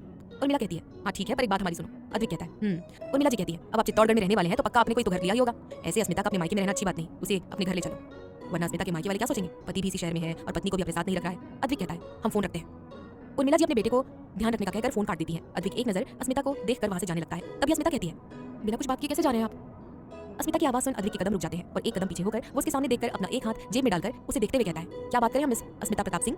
अद्विक के मुंह से खुद के लिए ये सब सुनकर अस्मिता के दिल के टुकड़े बिखर जाते हैं। अस्मिता एक कदम आगे आकर कहती है, वो हमारा नाम पहले से कॉलेज में यही चल रहा था, इसलिए हमने अपने मायके का नाम ही बोला था। अद्विक फीकी हंसी हंसते हुए कहता है, ठीक है, हमें कोई प्रॉब्लम नहीं है। कहते हुए वो वहां से जाने लगता है। अस्मिता की आंखों से आंसू आ जाते हैं। तभी अस्मिता अद्विक की बाह पकड़ लेती है और अद्विक की बाह को अपनी बाहों में ले लेती है। अस्मिता अद्विक के एक हाथ और आधे सीने तक गले लगी हुई थी। अद्विक की आंखें बंद हो जाती है। उसका दिल भी तड़प उठा था। अस्मिता को गले लगाना चाहता था वो भी, पर उसने कोई हरकत नहीं की। वो अपनी आंखें खोलकर बिना किसी भाव के सामने देख रहा था। तभी अस्मिता उससे अलग होकर कहती है, इतनी दूर आए हैं फिर भी हमसे नाराज होकर आए हैं। अद्विक तुरंत कहता है, नाराज नहीं था पर गुस्सा जरूर था, पर अब हमें कोई लेना देना नहीं आपसे, क्योंकि आपको तो हमारी शादी से शर्म आ रही है, इसीलिए तो। अस्मिता अद्विक सिसोदिया के बदले आपने प्रताप सिंह नाम रखना ज्यादा अच्छा समझा, कहते हुए वो अस्मिता से दूर हो गया। अस्मिता मना करते हुए कहती है, ऐसा कुछ नहीं है हुकुम, हमने ऐसा इसलिए नहीं किया क्योंकि जय और योगी के अलावा किसी को भी नहीं पता कि हमारी शादी हो चुकी है। सबको यही मालूम है कि हमारी बड़ी बहन गुंजन की शादी हुई है, तो आप ही बताइए कैसे बताएं। ये कॉलेज हमारे बाबा सा और भाई सा का है, सोचिए कितनी बदनामी होगी। ये सुन अद्विक का चेहरा गुस्से से लाल हो गया था। वो अस्मिता को दीवार से लगाकर अपने हाथ उसके अगल बगल रख देता है। पूरी जिंदगी की अपनी पहचान और अपने रिश्ते को छुपाते फिरोगी।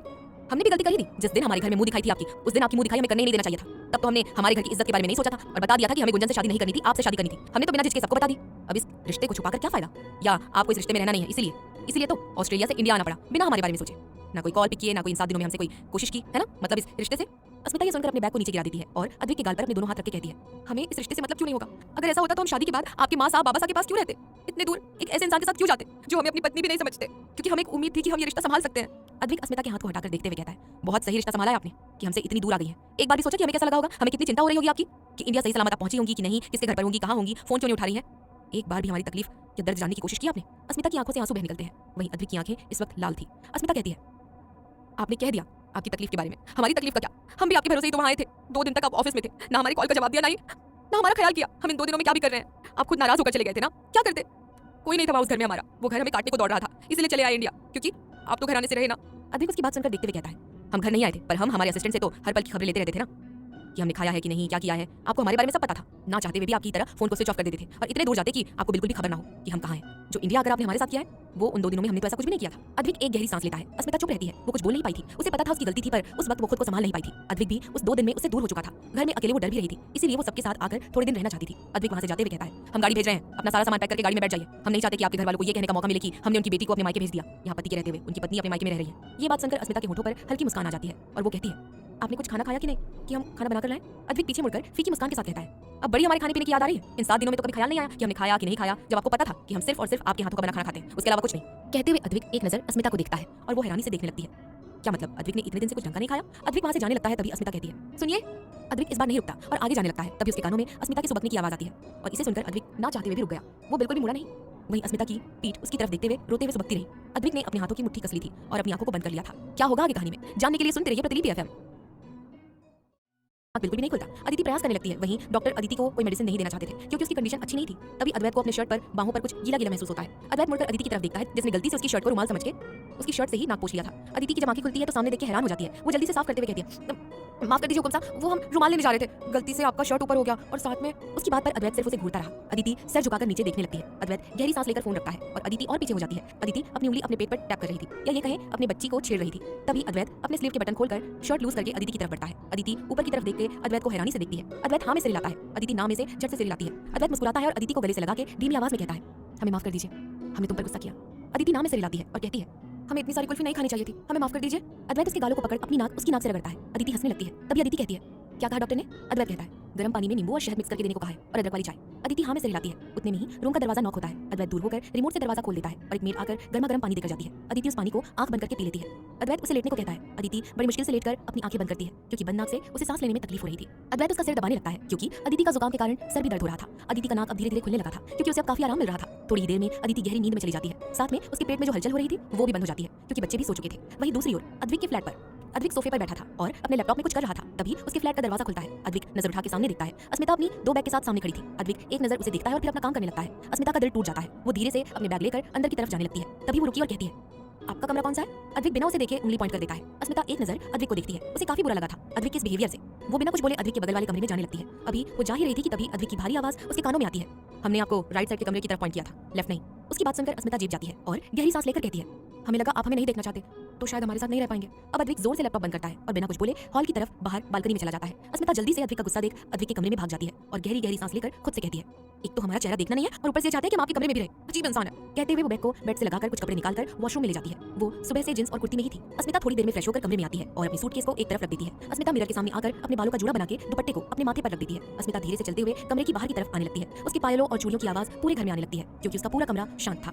अद्विक जो बालकनी में खड़ा था वो आवाजें सुनकर पीछे की ओर देखता है और देखता ही रह जाता है। अस्मिता ने ब्लू राजस्थानी पोशाक पहना था और खुद का श्रृंगार भी किया हुआ था। अस्मिता धीरे धीरे मुस्कुराते हुए किचन की तरफ बढ़ जाती है और अद्विक उसे एक तक देखता ही रह जाता है। ऐसा नहीं था कि अस्मिता को राजस्थानी पोशाक में उसने देखा नहीं था। शादी के जोड़े में और शादी के शुरुआत के दिनों में उसने देखा था, पर कुछ महीनों से उसने उसे पहनना बंद कर दिया था। वहीं अस्मिता की दिल की धड़कनें तेज होने लगी थी क्योंकि अस्मिता ने अदिति को थोड़ा बहुत बताया था कि उनका रिश्ता कैसा चल रहा था। ये सुन अस्मिता ने ज्यादा नहीं पर थोड़ा बहुत सच अदिति को कहा था। तब अदिति ने अस्मिता से कहा, देखिए भाई साहब, जैसे एक पत्नी जैसे शादी के बाद अपने पति को सब कुछ मानने लगती है, वैसे ही ये सारे मर्द दिखाते नहीं है, पर उन्हें हमारा सुहागन की तरह रहना, उनके नाम का मांग पर सिंदूर भरना, गले में मंगलसूत्र, ये राजस्थानी पोशाक, सब कुछ उन्हें हमारी तरफ आकर्षित करता है। आप क्या है ना कि शादी के कुछ महीनों बाद ही ये कुर्ती जींस ड्रेस ये सब पहनने लगी है, ये सब पहनना बुरी बात नहीं है, पर आपको भाई साहब के लिए भी कई बार सजना सवरना होगा, उनके लिए साड़ी पहनकर श्रृंगार करना होगा, राजस्थानी पोशाक पहनकर खुद को सजाना होगा। ये सब कुछ हमारी बन्ना को बहुत पसंद आता है। देखना जरूर वो आपकी ओर आंख उठा के देखेंगे और देखते ही रह जाएंगे। आप प्रयास तो कीजिए। अस्मिता किचन में आती है। इस वक्त उसका चेहरा अद्विक के सामने था। अस्मिता कुकर में चावल धोकर चढ़ाती है और एक तरफ सब्जी को धोकर काटने लगती है। अद्विक एक टक अस्मिता के सुंदर चेहरे को देखे जा रहा था। उसका दिल जोरों शोरों से चल रहा था। वो अस्मिता के पास आने के लिए तड़प रहा था। अस्मिता जानती थी उसके हुक्म उसे ही देख रहे हैं। वो एक बार भी अद्विक को नजर उठाकर नहीं देखती, पर उसका दिल इस वक्त तेज चल रहा था। वो जानती थी।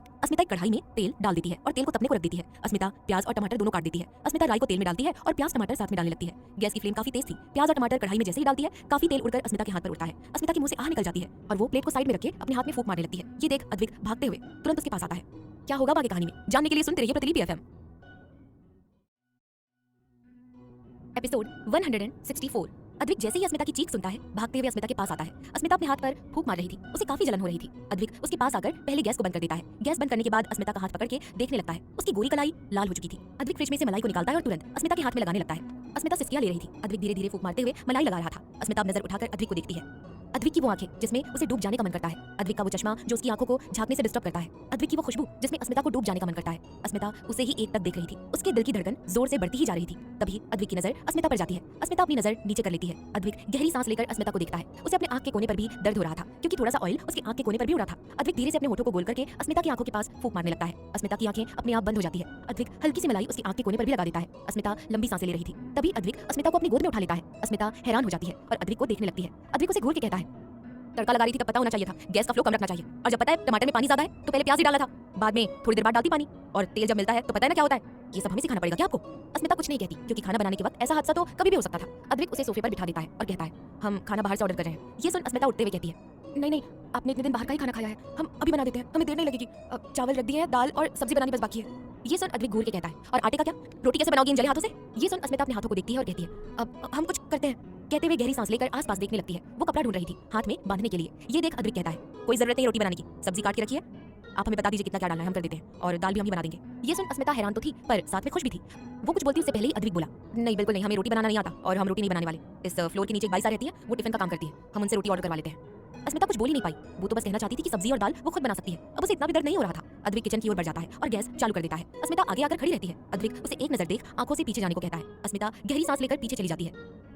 अद्विक अब उसे बोलने को कहता है। अस्मिता जैसे जैसे बोल रही थी, अद्विक वैसे वैसे सब्जी बना रहा था और साथ में दाल भी रख दिया था। अस्मिता को अद्विक की चिंता भी हो रही थी कि कहीं अद्विक जल न जाए। वो बार बार अद्विक के हाथ को ही देख रही थी, पर अद्विक काफी बारीकी से काम करता है। थोड़ी देर में सब्जी और दाल बन जाती है। अस्मिता राहत की सांस लेती है। तभी डोर बेल बजती है। अद्विक जो एप्रॉन पहनकर किचन में खड़ा था, उसके हाथ गंदे थे, तो वो दरवाजा खोलने नहीं जा सकता था। तभी अस्मिता आंखों से इशारा करके खुद खोलने चली जाती है। अस्मिता जैसे ही दरवाजा खोलती है, सामने एक 40 साल की महिला खड़ी थी, जो टिफिन में रोटियां लेकर आई थी।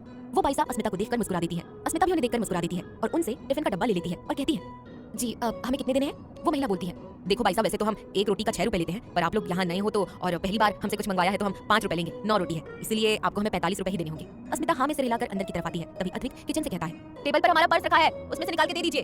अस्मिता हाँ में सिर हिलाती है। अस्मिता अद्विक का पर्स उठा के उसमें से 50 का नोट निकालती है और जैसे ही पर्स बंद करने जाती है, उसकी नजर पर्स के ऊपर बने सेक्शन पर जाती है, जिसमें डेबिट कार्ड, क्रेडिट कार्ड रखा जाता है। वहाँ किसी का एक छोटा सा फोटो रखा हुआ था। अस्मिता के दिल की धड़कनें तेज हो जाती है। वो देखना चाहती थी कि वो फोटो किसका है, पर अद्विक की नजर उसकी तरफ ही थी। अस्मिता पर्स बंद करके उसे टेबल पर रख देती है। वहीं वो महिला अद्विक को किचन में देख अपने मुंह पर हाथ रख लेती है और अपना माथा पीट नाम में सिर हिलाती है और मन में कहती है, आजकल की छोरियां इनकी माँ सा बाबा सा कुछ सिखा के नहीं भेजते हैं क्या? आजकल के छोरों ने काम पर लगवा दिए, क्या होगा? अच्छा हुआ हमने जान लिया ये नए पड़ोसी को एक स्त्री होकर खुद के मर्द से काम करवाती है। और ये कैसा मर्द है, खुद की पत्नी पर हक नहीं जता सकता। अरे भगवान, हमने ये क्या देख लिया। अस्मिता मुस्कुरा के आगे आती है और उन्हें पैसे दे देती है। वो महिला मुंह बिगाड़ के कहती है, हमारे पास 5 रुपए नहीं है। अस्मिता मुस्कुरा के कहती है, कोई बात नहीं भाई साहब, आप रख लीजिए। ये सुन उस महिला को गुस्सा आता है। वो कहती है, क्यों क्यों कोई बात नहीं भाई, हम हराम का नहीं खाते, जितना मेहनत करती हूँ उतनी पैसे लेती हूँ, रुको जरा। कहकर दूसरे टिफिन में से एक रोटी निकाल के अस्मिता के हाथों में थमा देती है और कहती है, अब हो गए 50 पूरे। कहकर एक नजर अद्विक को देखकर वहां से चली जाती है। अस्मिता मुड़कर अद्विक को देखती है। उसकी आंखें नम थी। उसे किसी को नीचा दिखाने का कोई इरादा नहीं था। वो अपने हाथ में पकड़ी रोटी को देखती है और दरवाजा बंद करके अंदर आ जाती है। उसकी आंखों से आंसू निकल गए थे। अद्विक गहरी सांसें लेकर बाहर आता है और अस्मिता के हाथ से डिब्बा लेकर डाइनिंग टेबल पर रख के कहता है, ध्यान मत दो, पुराने जमाने के लोग ऐसे ही होते हैं, उन्हें अपनी ईमानदारी, सम्मान ये सब पहले चाहिए होता है। चले खाना बनाया है तो अब खा भी लेते हैं। अस्मिता हाँ में सिर हिला देती है। वहीं दूसरी ओर अदिति सो चुकी थी। अद्वैत स्टडी रूम से कमरे में आता है। उसने शावर तो पहले से ही ले लिया था। अद्वैत अपनी टी शर्ट निकाल के सोफे पर रख देता है और बेड की तरफ बढ़ जाता है। अदिति मुस्कुरा के गहरी नींद में सोई हुई थी। तभी अद्वैत उसके बगल में आकर पेट के बल उसके पेट के पास अपना मुंह रख देता है। अद्वैत धीरे से अदिति का ब्लाउज ऊपर कर देता है, जिससे अदिति का गोरा पेट उसे साफ साफ नजर आने लगता है। अद्वैत उसके पेट को देख रहा था। अद्वैत धीरे से अदिति के पेट पर हाथ रख देता है। उसे धीरे धीरे बच्चों की हलचल अपने हाथों पर महसूस हो रही थी। अद्वैत हल्का सा मुस्कुरा के कहता है, क्या हुआ आप दोनों को? अभी तक क्यों जाग रहे हो? सोना नहीं है क्या? ये सुन उसमें से एक बच्चा एक लात मारता है। अद्वैत अपने होठ पर उंगली रख के कहता है, श्श, और कहता है, आपकी माँ बड़ी मुश्किल से सोई है, क्या आप उन्हें ऐसे उठा के परेशान करना चाहते हैं? नहीं ना? तभी उसे एक बच्चे का हाथ अदिति के पेट पर नजर आता है। अद्वैत ये देख हैरान हो जाता है। वो जो बात कर रहा था उसकी हर एक बात पर बच्चे रिएक्ट कर रहे थे। अद्वैत उस नन्हे बच्चे के हाथ को अपनी नम आंखों से देखता है और उस हाथ पर अपनी उंगली रख देता है, मानो वो नन्हे हाथ अपनी उंगली देना चाहते हो। अभी अद्वैत अपना ही हाथ रख रहा था, तभी दूसरा बच्चा जो काफी कमजोर था वो गुस्से से एक जोर की लात मारता है। अद्वैत ये देख हैरान हो जाता है और अदिति के सामने देखता है। अदिति का चेहरा परेशान हो चुका था। तभी अद्वैत अपने दोनों हाथ ऊपर नीचे रख धीमे से अपने होठ अदिति की नाभि के पास लेकर जाता है और कहता है, किसी को जलने की जरूरत नहीं है, हम आप दोनों के वापस आए, हम दोनों को उतना ही एक समान प्यार करेंगे, पर सबसे ज्यादा प्यार हम हमारे पहले बच्चे को ही करेंगे। ये सुन दोनों बच्चे क्यों रिएक्ट नहीं करते, मानो ये दोनों सोच रहे हो कि पहले किसे आना है। तभी एक बच्चा दूसरे बच्चे को अंदर ही लात मार देता है। दूसरा बच्चा ये देख के थोड़ा हिलता है। अद्वैत अपने हाथों में ये महसूस कर सकता था। तभी उसके कानों में एक प्यारी सी आवाज आती है, क्यों लड़ाई करवा रहे हैं अंदर, जब पता है कि ये दोनों संतानें हमसे कम आपसे ज्यादा प्यार करती है? उसकी बात सुन अद्वैत अदिति को देखता है, जोड़ चुकी थी, क्योंकि उसे महसूस हो चुका था कि अंदर उसके एक बच्चे ने कमजोर वाले बच्चे को लात मारा है। अद्वैत ये देख अपना हाथ अदिति के पूरे पेट पर फिरा के कहता है, हम हमारे बड़े बच्चे यानी हमारी मलाई कुल्फी आपकी मां सा की बात कर रहे हैं, आप दोनों में से किसी एक की नहीं। ये सुन एक बच्चा जल्दी रिस्पांस देता है, मानो वो इस बात के लिए तैयार है। वहीं अद्वैत और अदिति दूसरे बच्चे का इंतजार कर रहे थे। अदिति भी हल्का बैठ चुकी थी। अद्वैत एक टक अदिति के पेट को देखने लगता है, पर दूसरा बच्चा कोई हरकत नहीं करता। अद्वैत का दिल तेजी से चलने लगा था। वो अपना हाथ दूसरे बच्चे पर रखकर कहता है, बच्चा क्या हुआ, आप कोई रिएक्ट क्यों नहीं कर रहे हैं? अदिति भी अपना एक हाथ रख देती है। वो भी परेशान हो गई थी। वो भी कहती है, आपके बाबा साहब कुछ कह रहे हैं बेटू, उन्हें जवाब दीजिए। वापस से पहला वाला बच्चा थोड़ा हिलता है। अदिति और अद्वैत दोनों हैरान हो जाते हैं। अद्वैत अदिति से कहता है, हमारा दूसरा बच्चा कोई रिस्पांस क्यों नहीं कर रहा है? अदिति की भी आंखें नम हो जाती है और वो रोते हुए कहती है, हमें भी उसकी हरकत महसूस नहीं हो रही है हुकुम साहब। अगर अगर जब कोई हलचल होती है तो दोनों को महसूस होती है। हमें एक बच्चे की हरकत महसूस हो रही है, पता नहीं क्या हो रहा है। अब कुछ कहिए ना आपके टाबर को। अद्वैत जो अभी तक लेटा हुआ था वो उठकर बैठ जाता है और घबरा के कहता है, देखिए आपके बाबा साहब को हुक्म दे रहे हैं, हमें जवाब दीजिए। कहते हुए अद्वैत की आवाज थोड़ी गुस्से में थी, पर अंदर से सिर्फ एक ही बच्चे की हलचल हो रही थी। तभी अदिति अद्वैत का हाथ पकड़ के कहती है, हुकुम साहब कुछ कीजिए ना, हमारा एक बच्चा कुछ हरकत क्यों नहीं कर रहा है, क्या हुआ है उसे? कहते हुए अदिति रोने लगती है। क्या होगा आगे कहानी में जानने के लिए सुनते रहिए प्रतिलिपि एफएम।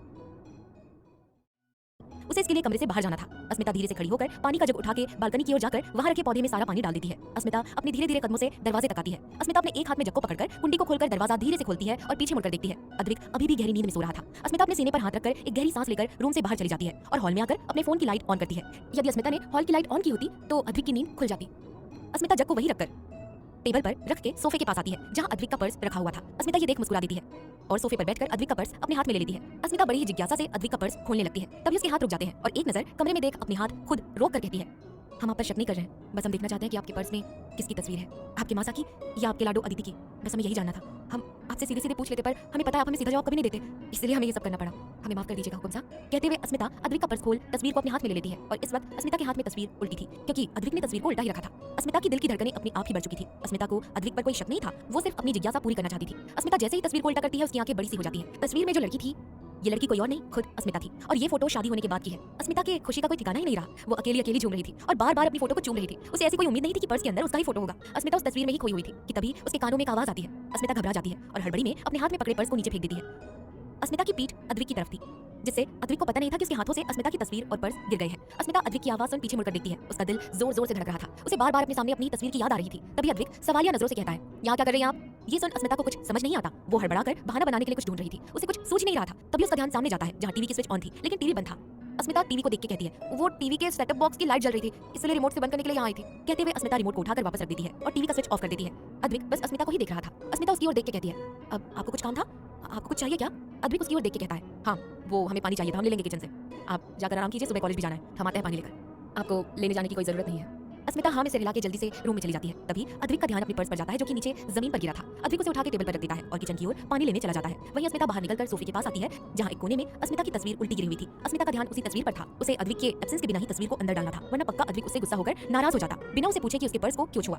अद्विक पानी की बोतल लेकर कमरे में आने लगता है। अस्मिता जो छुपकर दरवाजे के बाहर देख रही थी वो जल्दी से अंदर आकर बेड पर बैठ जाती है। अद्विक बोतल अस्मिता को पीने के लिए देता है। अस्मिता मुस्कुरा के अद्विक से बोतल ले लेती है पर अद्विक के चेहरे पर कोई भाव नहीं थे, जिसे देख अस्मिता भी अब नॉर्मल हो जाती है। अद्विक सोफे पर आकर लेट जाता है। वहीं अस्मिता भी लेटकर खुद को ब्लैंकेट के अंदर ले लेती है और एक टक अद्विक के सोने का इंतजार करने लगती है। पर अद्विक की नींद तो दूर थी, वो ऊपर सीलिंग को ही देख रहा था और अस्मिता छुपकर उसे ही देख रही थी। क्या होगा बाकी कहानी में जानने के लिए सुनते रहिए प्रतिलिपि एफएम। एपिसोड 166। अदिति रोए जा रही थी। उसका एक बच्चा रिस्पॉन्स ही नहीं कर रहा था। अदिति को इस तरह देख अद्वैत भी परेशान हो चुका था। अद्वैत जल्दी से अदिति को अपनी गोद में उठा लेता है और बिना किसी को कहे अदिति को अपनी गाड़ी में बिठा के हॉस्पिटल लेकर जाता है। अद्वैत खुद ड्राइविंग सीट पर बैठकर जल्दी से गाड़ी शुरू करके हॉस्पिटल निकल जाता है। हॉस्पिटल 10 मिनट की ही दूरी पर था। अद्वैत तेज गाड़ी चला रहा था। वहीं अदिति उसके हाथ को पकड़े हुई थी। उसे दर्द तो नहीं हो रहा था, पर उसे डर काफी लग रहा था। अदिति और अद्वैत दोनों ही हॉस्पिटल पहुंच जाते हैं। अद्वैत गाड़ी से उतरकर वहां रखी व्हीलचेयर को लेता है और अदिति को आराम से बिठाकर व्हीलचेयर को धकेलकर अंदर की तरफ लेकर जाता है। अद्वैत ने डॉक्टर अविनाश को फोन कर दिया था। डॉक्टर अविनाश अपने कैबिन में ही थे। अद्वैत और अदिति दोनों ही उनके कैबिन में पहुंच जाते हैं। अद्वैत काफी तेज कदमों से अदिति को अंदर लेकर आया था। दुनिया को जीतने वाला राजा आज अपने बच्चों के आगे हार गया था। जो इंसान किसी भी चीज से नहीं डरता था, उसे उसके दूसरे बच्चे ने काफी डरा दिया था। डॉक्टर ने पहले भी ये कहा था कि अदिति के लिए ट्विंस प्रेगनेंसी सही नहीं है, पर अद्वैत ने हिम्मत की थी कि वो अदिति और बच्चों को कुछ भी नहीं होने देगा। वहीं अदिति पूरे रास्ते सिर्फ अद्वैत से ये कहती रही कि वो उसके दूसरे बच्चे को कुछ ना होने दे, वादा करे कि उसके दूसरे बच्चे को वो बचा ले। अदिति और अद्वैत दोनों ही कैबिन में आते हैं। डॉक्टर अदिति को लेटने को कहता है और उसका ब्लाउज ऊपर करने को कहता है। अद्वैत वहीं चेयर पर बैठे रहता है। उसके हाथों की मुट्ठी कस चुकी थी। अदिति का जब अल्ट्रासाउंड होता तब अद्वैत को काफी गुस्सा आता। फिर भी अद्वैत अदिति और अपने बच्चों को लेकर अपने आप को कंट्रोल करता है। डॉक्टर अदिति के पेट पर थोड़ी सी जेल लगाते हैं और अल्ट्रासाउंड शुरू करने लगते हैं। तभी अदिति अद्वैत को देख के कहती है, हुकुम साहब। अद्वैत एक नजर अदिति को देखता है और खड़े होकर अदिति के पास आता है। अदिति अद्वैत का हाथ पकड़ लेती है। डॉक्टर दोनों बच्चों को देखने लगता है। एक बच्चा अभी भी थोड़ी मूवमेंट कर रहा था, पर एक बच्चा काफी शांत था। डॉक्टर भी काफी परेशान हो गए थे। अद्वैत भी स्क्रीन पर ही देख रहा था। उसे एक बच्चे की हलचल महसूस हो रही थी। तभी डॉक्टर अल्ट्रासाउंड को अदिति के नाभि के राइट साइड ले जाने लगते हैं, जहां दूसरा बच्चा था। डॉक्टर बच्चे की दिल की धड़कन सुनने का प्रयास करते हैं। भगवान के आशीर्वाद से बच्चे की धड़कन चल रही थी, पर वो काफी कम चल रही थी, क्योंकि पहले बच्चे ने दूसरे बच्चे को मारा था, जिससे दूसरा बच्चा थोड़ा सा हिल चुका था। पर पेट में तो बच्चे की थोड़ी हलचल बदलती ही रहती है। डॉक्टर अद्वैत की ओर देख के कहता है, देखिए घबराने की कोई बात नहीं है, बच्चे की सांसें चल रही है, पर पहले बच्चे ने उसे मारा था, इस कारण उसे थोड़ी सर्वाइव करने में प्रॉब्लम हो रही है। धीरे धीरे वो बच्चा अपने हिसाब से एनवायरमेंट ढूंढ ही लेगा। ये सुन अदिति स्क्रीन को देखते हुए कहती है, आप सच कह रहे हैं ना डॉक्टर? सच में हमारे बच्चे को कोई तकलीफ तो नहीं है ना? ये सुन डॉक्टर मुस्कुरा के हाँ में सिर हिलाते हैं। अद्वैत ध्यान से डॉक्टर को देखे जा रहा था। जरूर डॉक्टर के मन में कुछ ऐसा था जो वो अदिति के सामने नहीं कह रहे थे। तभी अद्वैत कहता है, क्या हमें दवाई में कोई चेंजेस करने होंगे? डॉक्टर अद्वैत को देखते हैं और अद्वैत का इशारा समझकर कहते हैं, जी कुंवर साहब, हम अभी दवाई लिख कर देते हैं, आप उसे अभी लेकर आइए। तब तक कुंवर रानी साहब आप यही आराम कर सकती हैं। अद्वैत ये सुन अदिति को देखता है और कहता है, क्या तुम्हें अभी घर जाना है? अगर इंतजार ना करना हो तो हम चलते हैं घर, बाद में हम आकर दवाई ले लेंगे। ये सुन अदिति कहती है, नहीं हुकुम साहब, लेकर आइए, हम यही इंतजार करते हैं। अद्वैत हाँ में सिर हिला देता है। अद्वैत अदिति का पेट अपने रुमाल से साफ करके ब्लाउज नीचे करता है और अदिति को वहां से खड़े करके चेयर पर बिठा देता है। डॉक्टर कुछ दवाइयां लिख कर देते हैं। अदिति वहीं पर अद्वैत का इंतजार करती है। अदिति थोड़ी उदास थी, क्योंकि उसे पूरे दिन का आराम था, पर उसके कारण उसके हुक्म को पूरी रात जागना पड़ रहा था। डॉक्टर वहीं अदिति के सामने बैठी थी। तभी उनके फोन पर एक कॉल आता है। डॉक्टर हाँ ओके कहकर फोन काट कर कहते हैं, कुंवर रानी साहब मैं आता हूँ, थोड़ी देर में मुझे राउंड पर जाना है। अदिति हाँ में सिर हिला देती है और अपना फोन देखने लगती है। वहीं अद्वैत बाहर केमिस्ट के पास जाकर खड़ा रहता है। तभी डॉक्टर वहां आकर कहते हैं। अद्वैत उन्हें देख के कहता है, कहिए आपको क्या कहना था? डॉक्टर गहरी सांस लेकर अद्वैत के कंधे पर अपना एक हाथ रख के कहते हैं, जिसका डर था वही होने जा रहा है, प्लीज कुंवर साहब सुनने के पहले हिम्मत रखना। ये सुन अद्वैत के दिल के टुकड़े टुकड़े हो जाते हैं। उसे काफी डर लग रहा था, डॉक्टर क्या कहने वाले हैं। वहीं डॉक्टर सब कुछ बताने लगते हैं, जिसे सुन अद्वैत की आंखों से एक बूंद आंसू का गिर चुका था। जो इंसान अपने पैदा होने पर भी नहीं रोया था, आज वही इंसान अपने बच्चों के पैदा होने से पहले रो रहा था। अद्वैत अपने दिल को पत्थर बनाकर अदिति के पास आता है और मुस्कुराकर अदिति को घर चलने को कहता है। अदिति भी मुस्कुरा देती है और अद्वैत के साथ घर चलने लगती है। वहीं दूसरी ओर अस्मिता खुद इंतजार करते करते सो चुकी थी। उसके सोने के बाद अद्विक को भी नींद आ चुकी थी। दोनों ही गहरी नींद में एक दूसरे से दूर सोए हुए थे। सुबह के 8 बजे अस्मिता की नींद खुलती है। रात को देरी से जगने के कारण अस्मिता को उठने में लेट हो चुका था। अस्मिता अपनी आंखें खोल आसपास देखती है। अद्विक कमरे में नहीं था। अस्मिता जल्दी से खड़ी होकर कमरे के बाहर आती है, जहां अद्विक किचन में था। उसने चाय बना ली थी और पोहा भी बना लिया था। अस्मिता को कमरे से बाहर आते हुए देख अद्विक जान चुका था। अस्मिता उठकर सीधे बाहर आई थी। उसके बाल कपड़े सब बिखरे हुए थे। अद्विक एक नजर से देखता है और कहता है, हमने चाय नाश्ता बना लिया है, खाकर वक्त पर कॉलेज जाना। हमें नहीं लगता कि पहला लेक्चर आप कवर कर पाएंगे। अगर आपको आना हो तो 9:15 से पहले आना, बाकी लेक्चर में नहीं आना। हम सभी के लिए इक्वल रूल्स रखते हैं। कहते हुए एक नजर अस्मिता को देखता है और अपनी ब्लैक कॉफी लेकर सोफे पर बैठ जाता है। अस्मिता का ध्यान अपनी फोटो पर पड़ता है जो कि नीचे गिरा हुआ था। अस्मिता कुछ बोलने को होती है कि तभी अद्विक कहता है, हमारे साथ आना चाहती है तो आपके पास 20 मिनट है, वरना आपको खुद कैब में आना होगा। ये सुनते ही अस्मिता बिना कुछ कहे बाथरूम में भाग जाती है। अद्विक हैरानी से बस देखता ही रह जाता है। उसके होठों पर एक मुस्कान आ जाती है जो कि गायब भी हो चुकी थी। अद्विक अपना फोन खोलकर होम स्क्रीन पर फोटो देखता है। ये फोटो अस्मिता के 18वें बर्थडे की थी, यानी 1 साल पहले की, जिसमें अस्मिता ने एक मिनी फ्रॉक पहना हुआ था जो काफी बोल्ड लुक दे रहा था। अद्विक ने उसका ये फोटो इंस्टाग्राम से स्क्रीनशॉट करके लिया था और अपने होम पेज पर ठीक से लगा दिया था, जिससे सिर्फ उसका चेहरा ही दिखे। अद्विक को पहले तो काफी गुस्सा आया था, पर अभी वो अस्मिता को हक से कुछ भी कहकर फोटो डिलीट नहीं करवा सकता था। 10 ही मिनट में अस्मिता तैयार होकर आ जाती है। इस वक्त अस्मिता ने ब्राउन ब्लाउज और प्लाजो सूट पहना हुआ था, जिस पर उसी रंग का एक श्रग लिया हुआ था। अस्मिता ने अपनी श्रग निकाल दी थी। उसे उसने अपने बैग में रखा हुआ था, जिससे वो काफी सुंदर लग रही थी। अस्मिता दिन ब दिन और भी ज्यादा सुंदर और गोरी होती जा रही थी, या ये कहे वो और भी ज्यादा खिलती जा रही थी। अस्मिता किचन की तरफ बढ़ी रही थी। तभी अद्विक का ध्यान अस्मिता के आहट से उसकी तरफ ही जाता है और उसे हैरानी से वो देखता ही रह जाता है। अस्मिता किचन में आकर अपने लिए कप में चाय निकालती है और एक प्लेट में पोहा निकालती है। वो मन ही मन खुद को लकी समझ रही थी, क्योंकि उसे पता था सुबह सुबह अद्विक को सिर्फ ब्लैक कॉफी ही चाहिए होती है। वो सिर्फ सीधा दोपहर का ही लंच करता था। ये सब उसने सिर्फ और सिर्फ अस्मिता के लिए ही बनाया था। अस्मिता भी सब कुछ लेकर जैसे ही मुड़ी थी, उसके सामने अद्विक खड़ा था। अस्मिता उसे देख हैरान हो जाती है। अद्विक उसके हाथ से चाय और प्लेट ले लेता है। अस्मिता मुस्कुरा के कहती है, अरे हुकुम साहब, इतना तो मैं कर ही लूंगी। तभी अस्मिता बोल ही रही थी। अद्वैत सब कुछ स्लैब पर रख के अस्मिता की दोनों बाह पकड़कर किचन की दीवार से लगा देता है और अपने हाथ अगल बगल रख के गुस्से से कहता है, ये क्या पहना है? अस्मिता को कुछ समझ नहीं आ रहा था। तभी उसका ध्यान अपने कपड़े पर जाता है। वो धीरे से कहती है, कपड़े हैं। अद्विक फीका सा मुस्कुरा के कहता है, ओ रियली? वाह, इसे कपड़े कहते हैं, हमें तो पता ही नहीं था। अस्मिता बस अद्विक की आंखों में ही देख रही थी, जो गुस्से से लाल थी। अस्मिता धीरे से कहती है, क्या हुआ? आपको पसंद नहीं आया क्या? हम अच्छे नहीं? अभी अस्मिता बोल ही रही थी कि अद्विक उसके कपड़े देख के गुस्से से कहता है, क्या ऐसे कपड़े पहनकर जाएंगी कॉलेज में? कितने लड़के किस किस नजर से देखेंगे पता भी है आपको? अद्विक की बात सुनकर अस्मिता खुद को देखती है, जिससे उसका कंधा पूरा दिख रहा था। उसने सिर्फ ब्लाउज पहना हुआ था, जिससे उसका हल्का सा पेट भी दिखाई दे रहा था। अस्मिता धीरे से कहती है, वो हुक्म सा हमने तो ऐसे ही पहना है, हमें पसंद आया तो हमने ऑनलाइन मंगवाया था ये सुन अद्विक उसके मुलायम होठ पर अपनी सख्त उंगली रख देता है। अस्मिता चुप हो जाती है। अद्विक अपने शर्ट के बटन खोलने लगता है। ये देख अस्मिता हैरान हो जाती है और कहती है, ये आप क्या कर रहे हैं अद्विक सा? उसका सवाल सुन अद्विक तिरछा मुस्कुरा के हल्के गुस्से में कहता है, जैसे आपको ऐसे कपड़े पहनने का शौक है वैसे ही हमें भी शौक हो रहा है। हम भी ऊपर के 3-4 बटन खोलकर अपना सीना सबको दिखाएंगे, हमारी बॉडी सबको दिखाएंगे। ये सुन अस्मिता मुंह बना लेती है। वो कहती है, हुकुम सा आप ऐसा नहीं कर सकते। कहते हुए अद्विक के बटन बंद करने लगती है। अद्विक उसके हाथों को रोककर अपने बटन पर ही रखता है और कहता है, क्यों? हम एक मर्द होकर क्यों नहीं कर सकते ये? अद्विक की बात सुनकर अस्मिता कहती है, हमारे बैग में श्रग है, हम कॉलेज ऐसे नहीं जाने वाले थे। वो तो हमने अभी गरम पानी से नहाया था तो हमें गर्मी लग रही थी और घर में तो आप ही है ना, तो हमने सोचा आप हमारे पति हैं तो इतना आपके सामने चल जाएगा, इसलिए हम ऐसे घूम रहे थे, पर हमें माफ कर दीजिए, आइंदा ख्याल रखेंगे, हम ऐसे कपड़े गलती से भी घर में भी नहीं पहनेंगे। अस्मिता अभी ये बोल ही रही थी कि उसके मुंह से एक सिसकी निकल जाती है। वो कसकर अद्विक के बालों को पकड़ लेती है। उसके पैर ऊपर की ओर हो जाते हैं। क्या होगा आगे कहानी में जानने के लिए सुनते रहिए प्रतिलिपि एफएम। एपिसोड 167। अद्विक की बात सुन अस्मिता बोली, हमारे बैग में श्रग है, हम ऐसे कॉलेज नहीं जाने वाले हैं। वो तो हमने अभी गर्म पानी से नहाया तो हमें गर्मी लग रही थी और घर में तो आप ही थे, तो हमने सोचा आप हमारे पति है तो आपके सामने इतना तो चली जाएगा, इसलिए हम ऐसे घूम रहे थे, हमें माफ कर दीजिएगा, आइंदा ख्याल रखेंगे, हम आपके सामने घर पर भी ऐसे कपड़े गलती से नहीं पहनेंगे। अभी अस्मिता ये बोल ही रही थी कि उसके मुंह से सिसकी निकल जाती है। वो कसकर अद्विक के बालों को पकड़ लेती है। उसके पैर ऊपर की ओर हो जाते हैं। अद्विक अस्मिता की गर्दन और कंधे को अपने होठों से चूम रहा था। अचानक हुई इस हरकत से अस्मिता खुद को संभाल नहीं पाती और कसकर अद्विक को पकड़ लेती है। अद्विक अपने दोनों हाथों को अस्मिता की कमर पर कस के पकड़ लेता है। अस्मिता ये महसूस कर अपने पैरों पर खड़ी हो जाती है, मानो वो अद्विक को ऊपर से होकर उसकी हाइट तक पहुंचने की कोशिश कर रही हो। तभी अद्विक अस्मिता के कंधे पर जोर से लव बाइट दे देता है। अस्मिता के मुंह से आह निकल जाती है और कसकर अद्विक के शर्ट को वो पकड़ लेती है। अद्विक धीरे धीरे अस्मिता के कंधे को चूमने के साथ हल्के हल्के लव बाइट भी दे रहा था। वहीं अस्मिता गहरी गहरी सांसें ले रही थी और उसकी गोरी त्वचा लाल हो रही थी। लव बाइट के मार्क्स उसके कंधे पर साफ साफ नजर आ रहे थे। अद्विक धीरे धीरे अस्मिता की गर्दन को चूमते हुए ऊपर की ओर आता है और अपनी आंखें खोल अस्मिता के होठों को देखता है जो कि कांप रहे थे। अद्विक की नजर एक टक अस्मिता के होठों पर ही थी। अद्विक अस्मिता के होठ पर अपना अंगूठा रख के उसके होठों को रब करते हुए कहता है, अब आप चाह कर भी ऐसे कपड़े नहीं पहन पाएंगे क्योंकि हमने अपनी पत्नी पर अपनी मुहर लगा दी है, क्योंकि आपको कहीं भी देखने का हक सिर्फ और सिर्फ हमारा है। कहते हुए अद्विक एक नजर अस्मिता के गले और कंधे पर देखता है जहां उसके दांतों की हर जगह लाल निशान बन चुके थे। अद्विक अस्मिता के कंधे को एक बार चूमकर वहां से सोफे पर चला जाता है। अस्मिता गहरी गहरी सांसें लेने लगती है। उसे तो कुछ समझ नहीं आ रहा था कि अचानक क्या हुआ। तभी उसके कानों में आवाज आती है, आपके पास अब बस 5 मिनट रह गए हैं, अगर हमारे साथ चलना है तो जल्दी से नाश्ता कर लीजिए। ये सुन अस्मिता जेब जाती है। 5 मिनट में नाश्ता? आखिर अस्मिता का वक्त किसने खराब किया था? अस्मिता पोहे को एक डिब्बे में भरती है और चाय को वहीं पर खड़े रहकर पी लेती है। अस्मिता अपने कमरे में जाती है और बैग में से श्रग निकालकर मिरर के सामने आती है। अस्मिता खुद को मिरर में निहारने लगती है। उसके गर्दन और कंधे पर लाल निशान हो चुके थे जो थोड़ा थोड़ा उसे दर्द भी कर रहा था। अस्मिता धीरे से अपनी उंगलियां अपने गर्दन पर घुमाने लगती है। उसके गाल शर्म से लाल हो चुके थे। अस्मिता वही रखी क्रीम को अपने कंधे और गर्दन में लगाने लगती है जिससे उसे थोड़ी सी राहत मिलती है और निशान भी गहरे से कम होने लगते हैं। अस्मिता ऊपर श्रग पहन लेती है जिससे उसके गर्दन और कंधे की लव बाइट दिखनी बंद हो जाती है। अस्मिता का मुंह बन जाता है। तभी डोरबेल बजने के साथ आवाज आती है। अस्मिता अपना मुंह बिगाड़ के कहती है, ये सही है, पहले खुद हमारा टाइम वेस्ट कराओ और अब जल्दी जाने के लिए खुद कहो, और अब आपने जो काम बिगाड़ा है उसे हमें ही तो सही करना होगा ना, ऐसे कैसे चले जाए? कहते हुए अस्मिता अपना बैग बेड पर से उठाकर जल्दी से बाहर आती है और किचन में जाकर पानी की बोतल डब्बा अपने बैग में रखकर हॉल में अद्विक के सामने आकर खड़ी हो जाती है। अद्विक एक नजर ऊपर से नीचे तक अस्मिता को देखता है। अस्मिता की दिल की धड़कनें तेज हो जाती है। वो पूछना चाहती थी कि वो कैसे दिख रही है, लेकिन उसकी अब हिम्मत नहीं हो रही थी। तभी अद्विक अपनी भारी आवाज में कहता है, आइंदा ये क्रॉप टॉप मत पहनना, हमें नहीं पसंद हमारी पत्नी क्रॉप टॉप पहनकर लोगों को कमर और पेट दिखाए। अस्मिता को बुरा लगता है। वो कहती है, एक काम कीजिए, हमें 5 मिनट दीजिए, हम राजस्थानी पोशाक पहनकर कॉलेज जाते हैं, उसमें हमारी कमर तो क्या हमारे हाथ भी नहीं दिखेंगे। कहते हुए अस्मिता रूठकर कमरे में जाने लगती है। तभी अद्विक गुस्से से अस्मिता को अपनी ओर खींचकर कहता है, हमसे हर बार जुबान मत लड़ाया करो, जब आप सही होंगी तो हम बोलने का मौका देंगे और दिया भी है, पर जिस दिन हम कुछ कहे उस वक्त सिर्फ हमारी ही चलेगी, और अगर 5 मिनट या 1 मिनट भी देर किया तो हम चले जाएंगे, आ जाना कैब से आप। ये सुन अस्मिता मायूसी से अद्विक को देखती है। अस्मिता झुकने वालों में से नहीं थी। अस्मिता अद्विक को धक्का मार देती है और सोफे पर बैठकर कहती है, अब तो हमें नहीं आना आपके साथ, कब से धमकी दिए जा रहे हैं, नाश्ता भी नहीं करने दिया हमें, हमने थोड़ी टाइम बिगाड़ा था, आप ही किचन में वो सब कर रहे थे, ऊपर से आप हमें डांट रहे हैं, ठीक है आ जाएंगे हम कैब से, नहीं आना हमें आपके साथ।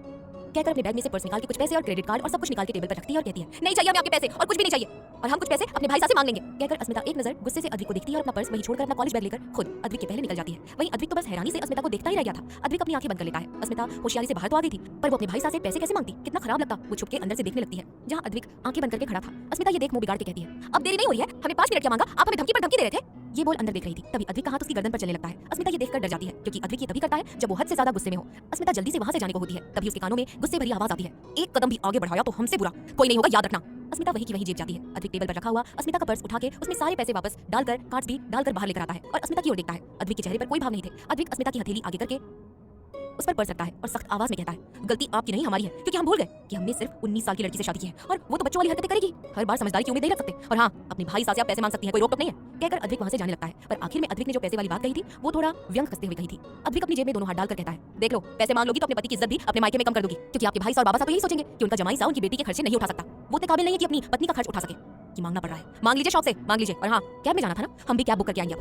कहकर अद्विक अपना फोन ऑन करता है। अस्मिता अपने दांतों को काटने लगती है। उसके मन में ऐसा कुछ भी नहीं आया था। उसकी बातों का मतलब वो गलत निकाल रहा था। उसे ऐसा नहीं करना चाहिए था। उसे अब अपनी ही बातों पर बुरा लग रहा था। वहीं अद्विक अपने फोन में क्या करने लगता है या ये कहे वो अस्मिता को डराने की कोशिश कर रहा था। वहीं अस्मिता अपने होठों को अपने दांतों से काटे जा रही थी। तभी अद्विक ऊपर की ओर देखते हुए कहता है, डन, हमने करवा दिया बुक कैब, 5 मिनट में आती होगी, नीचे जाकर इंतजार करो। ये बोलकर अद्विक कैब बुक करके दिखाता है। अस्मिता उदास हो जाती है। वो बिना कुछ बोले वहां से लिफ्ट में चली जाती है। वहीं अद्विक एक टक उसे जाते हुए देखने लगता है। अद्विक घर को लॉक करता है और दूसरी लिफ्ट से खुद नीचे जाने लगता है। अस्मिता अपार्टमेंट के बाहर आकर खड़ी रहती है। तभी उसकी कैब आ जाती है। अस्मिता एक नजर पीछे मुड़कर देखती है, कहीं अद्विक उसे जाने से मना कर दे, पर उसे दूर तक अद्विक नहीं दिखता। अस्मिता की आंखों में आंसू आ जाते हैं। वो जल्दी से कैब में बैठ जाती है। अस्मिता की आंखों से आंसू बह रहे थे। तभी उसे एहसास होता है कि 5 मिनट से ज्यादा हो गया है, कैब घर से आगे बढ़ी ही नहीं थी। अस्मिता अपनी आंखें खोल आंसू साफ करके कहती है, भाई साहब आप गाड़ी स्टार्ट क्यों नहीं कर रहे हैं? उसका सवाल सुन ड्राइवर कहता है, भाई साहब जब कैब रजिस्टर हुई थी तो यहाँ से 2 पैसेंजर का ऐड हुआ था, अभी तक दूसरा पैसेंजर आया नहीं है ना, इसीलिए। उसका सवाल सुन अस्मिता हाँ में सिर हिलाती है। तभी दरवाजा खुलता है। अस्मिता बाहर की तरफ देखती है। उसने बिल्कुल भी अपने बगल में नहीं देखा था कि उसके पास कौन आकर बैठा है। ड्राइवर अब अपनी गाड़ी शुरू कर देता है। अस्मिता अपनी आंखें बंद कर लेती है। उसने भी आज कुछ नहीं खाया था क्योंकि अद्विक ने नाश्ता नहीं किया था और ना ही टिफिन किया था, तो वो कैसे खा सकती थी? पर गलती उसकी भी तो थी, उसे भी जल्दी उठकर लंच बना देना चाहिए था। अब से वो बिल्कुल भी कोई गलती नहीं करेगी। अभी वो यही सब सोच रही थी, तभी उसे एक जानी पहचानी फ्रेग्रेंस आती है। अस्मिता अपनी आंखें खोल बगल में देखती है। क्या होगा बाकी कहानी में जानने के लिए सुनते रहिए प्रतिलिपि एफएम। एपिसोड 168।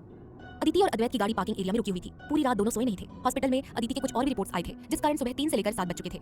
अदिति अद्वैत की ओर देखती है और मुस्कुरा के कहती है, हुकुम साहब हमारे शैतान ने तो हमें डरा ही दिया था, हम दोनों की जान ही ले ली थी, पर अब कोई चिंता नहीं, हमारे दोनों आंखों के तारे दोनों ही सही है। अद्वैत ये सुन हल्का सा मुस्कुराता है और गहरी सांस लेकर कहता है, जाओ जाओ जाकर फ्रेश हो जाओ और नाश्ता करके सो जाना, पूरी रात सोई नहीं हो तुम। अदिति हाँ में सिर हिलाती है और अद्वैत को देखकर कहती है, क्या आप नहीं चलेंगे? अद्वैत अदिति को एक नजर देखता है। उसके चेहरे पर शरारती मुस्कान आ जाती है। वो कहता है, अब हमारी पत्नी से दूर रहना पड़ रहा है इतनी ठंड में, तो अब हमें खुद के बदन को गर्मी देने कुछ तो करना होगा ना।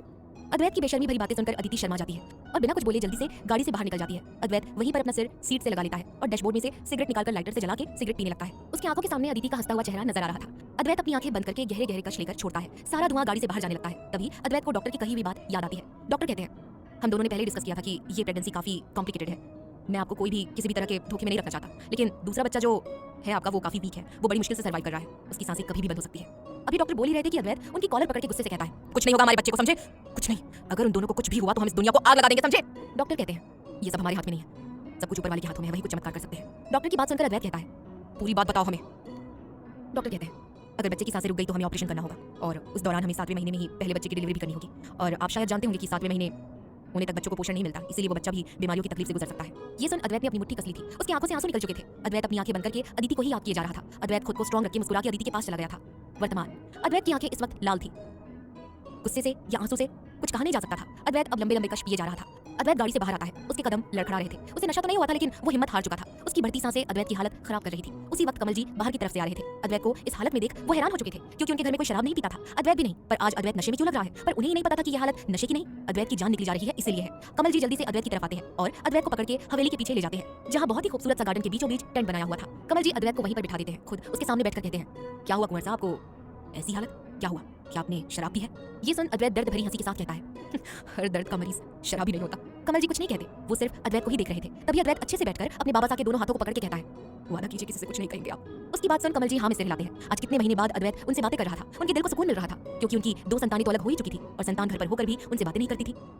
अद्वैत कमल जी की तरफ देख और भी दर्द भरी मुस्कान के साथ कहता है, आपको हमारा दर्द अच्छे से समझ आएगा, क्योंकि आप पर ये बीत चुका है। आपने कहा था ना हमारे बाद कुछ महीने में मासा वापस से मां बनने वाली थी, तभी मासा हमारी डिलीवरी से कमजोर थी। वो दूसरे बच्चे को उस तरह से पोषण नहीं दे पाई और आपका दूसरा बच्चा इस दुनिया में आने से पहले ही गर्भ में मर चुका था। ये सुन कमल जी को सारी बातें याद आने लगी थी। ये उस दौरान हुआ था जब अद्वैत सिर्फ 9 माह का था। वो बस उस वक्त खड़े रहना और उंगली पकड़ के चलना सीख रहा था। उस दौरान गुंजन से पहले उन्हें एक लड़का होने वाला था, लेकिन गीता जी अच्छी तरह से स्वस्थ न होने के कारण प्रेगनेंसी कंसीव नहीं कर पाई थी। अब ये बात सुनकर कमल जी का दिल बैठे जा रहा था। वो कसकर अद्वैत के हाथ को पकड़ के कहते हैं, तो क्या हुआ है बहू को, और हमारे पोता पोती स्वस्थ तो है ना? अद्वैत ये बात सुनकर नाम से हिलाता है। कमल जी का हाथ अद्वैत के हाथ से फिसल जाता है। उनकी छाती में दर्द होने लगता है। वो अपनी छाती पर हाथ रख के कहता है, नहीं ऐसा कुछ नहीं हो सकता, हमारे कुंवर की पहली संतानों को कुछ नहीं होगा। ये सुन अद्वैत बस उन्हें एक तक देख रहा था और अपना एक हाथ आगे ले जाकर वहां रखे ग्लास में से पानी पिला के कहता है, डॉक्टर के पास चले, हमें माफ कर दीजिए, हमें आपकी उम्र का सोचना चाहिए था। कमल जी अपने सीने से हाथ हटाकर कहते हैं, बूढ़े जरूर हुए हैं लेकिन इतने कमजोर नहीं है कि हमें अटैक आ जाए। कहकर अद्वैत को वो बिठा देते हैं। कमल जी चिंता से कहते हैं, डॉक्टर ने क्या कहा है और बहू को पता है? अद्वैत नाम से हिला के कहता है, नहीं उसे पता भी नहीं चलना चाहिए, क्योंकि इतनी बुरी तरह टूट जाएगी जिस दिन अपने बच्चे को बचाने का चांस नहीं होगा, वो बहुत मुश्किल में आ जाएगा। कमल जी हाँ में सिर हिला देते हैं। वो कहते हैं, अब आपको ही स्ट्रांग रहना होगा, अभी दूसरे बच्चे की सांसें चल रही है, आपको उसे कहना होगा कि वो हिम्मत ना हारे और खुद के लिए लड़े। महादेव इतने छोटे बच्चों को कुछ नहीं होने देंगे। अद्वैत ये सुन हल्का सा मुस्कुरा देता है। अब उसे पता था कि उसे क्या करना था। अद्वैत गहरी सांस लेकर कहता है, हम 2 से 3 दिन के लिए घर पर नहीं है, माँ से कहिएगा कि वो हमारे ही कमरे में रहे। ये कहकर अद्वैत वहां से जाने लगता है। कमल जी उनकी तरफ देखते हुए कहते हैं, कहाँ जा रहे हैं कुंवर साहब? अद्वैत बिना मुड़े कहता है, उन्हीं महादेव की आराधना के लिए, जिसका वक्त अब आ चुका है, हमारे कहे शब्दों को पूरा करने का वक्त आ चुका है। कहकर अद्वैत अपने कमरे में जाकर नहा लेता है। अदिति नीचे डाइनिंग टेबल के पास अद्वैत को बिना खाए बाहर जाते हुए देखते हुए कहती है, सुनिए हुकुम साहब। अद्वैत को देखते हुए अदिति कहती है, आप कहाँ जा रहे हैं? अद्वैत अदिति के पास आता है। इस वक्त वहाँ सिर्फ घर की महिलाएं थी, दादी सा, गीता जी और भैरवी जी। अद्वैत अदिति का हाथ पकड़ के कहता है, हमें एक इंपॉर्टेंट मीटिंग के लिए बाहर जाना होगा। 2 से 3 दिन लग जाएंगे, तुम्हें खुद का ख्याल रखना होगा। और मासा, एक पल भी आप अपनी बहू को अलग नहीं करना खुद से। गीता जी हाँ में सिर हिलाती है। अद्वैत एक बार अदिति को देखता है और आंखों से ख्याल रखने को कहता है। अदिति हाँ में सिर हिलाती है। अद्वैत जाते जाते आदि को भी हाँ कहता है। वो सिर्फ 3 दिन घर पर रह रहे हैं। काम का सब कुछ बाबा सा और काका सा संभाल लेंगे, क्योंकि अदिति को कुछ भी इमरजेंसी आए तो एक मर्द तो घर में होना जरूरी ही था। आदि अद्वैत की बात सुनता है और घर पर ही रहता है। अद्वैत बनारस शिव की नगरी के लिए निकल जाता है। अद्वैत इस वक्त अपने प्राइवेट जेट में था। अद्वैत ने बड़े पंडित जी को सारी तैयारी करने के लिए कह दिया था। वो पूरे 2 दिन बिना खाना खाए पिए शिव जी का जाप करने वाला था। वहीं अग्निदेव को साक्षी मानकर सिर्फ एक धोती और ऊपर एक उपवस्त्र में, वो भी ठंड में बिना रुके आराम किए। वहीं दूसरी तरफ अस्मिता इस वक्त कैब में बैठी थी। तभी उसे फ्रेग्रेंस जानी पहचानी सी लगती है। अस्मिता उस शख्स की ओर देखती है। वो शख्स कोई और नहीं अद्विक ही था, जो उसे ही देख रहा था। तभी अद्विक ड्राइवर को गाड़ी रोकने को कहता है। ड्राइवर गाड़ी रोकते हैं। अद्विक गाड़ी के बाहर निकल जाता है और दुकान की ओर जाकर 2 कचौड़ी, रबड़ी और जलेबी लेकर आता है। अद्विक साइड में बैठ जाता है और अस्मिता की ओर बढ़ाता है। अद्विक को पता था कि अस्मिता भूखी कभी नहीं रह सकती। बाद में वो चिड़चिड़ी हो जाती है। अस्मिता एक नजर नाश्ते को देखती है और कहती है, हमें नहीं खाना, हमारे पास डब्बा है, हम बाद में खा लेंगे। ये सुन अद्विक गहरी सांसें लेता है और कहता है, ठीक है तो हम खा लेते हैं, वैसे भी हमें तो बहुत ज्यादा भूख लग रही है। कहकर वो स्मेल लेता है और एक बाइट कचौड़ी का लेता है। सच में वो बहुत ही स्वादिष्ट था। अद्विक बार बार तारीफ करता जा रहा था और अस्मिता के मुंह से तो पानी निकल रहा था। अब उसे भी भूख लगने लगी थी। कल हाथ जलने के कारण उसने ठीक से खाना भी नहीं खाया था। अस्मिता अद्विक को उम्मीद से देखती है। अद्विक भी एक नजर अस्मिता को देख उसकी ओर निवाला बढ़ा देता है। अस्मिता मुस्कुराकर निवाला खाती है। अद्विक ऐसे ही अस्मिता को खिलाता है। हाँ, वो नाराज जरूर था, पर नाराजगी दूसरी जगह थी और केयर दूसरी तरफ।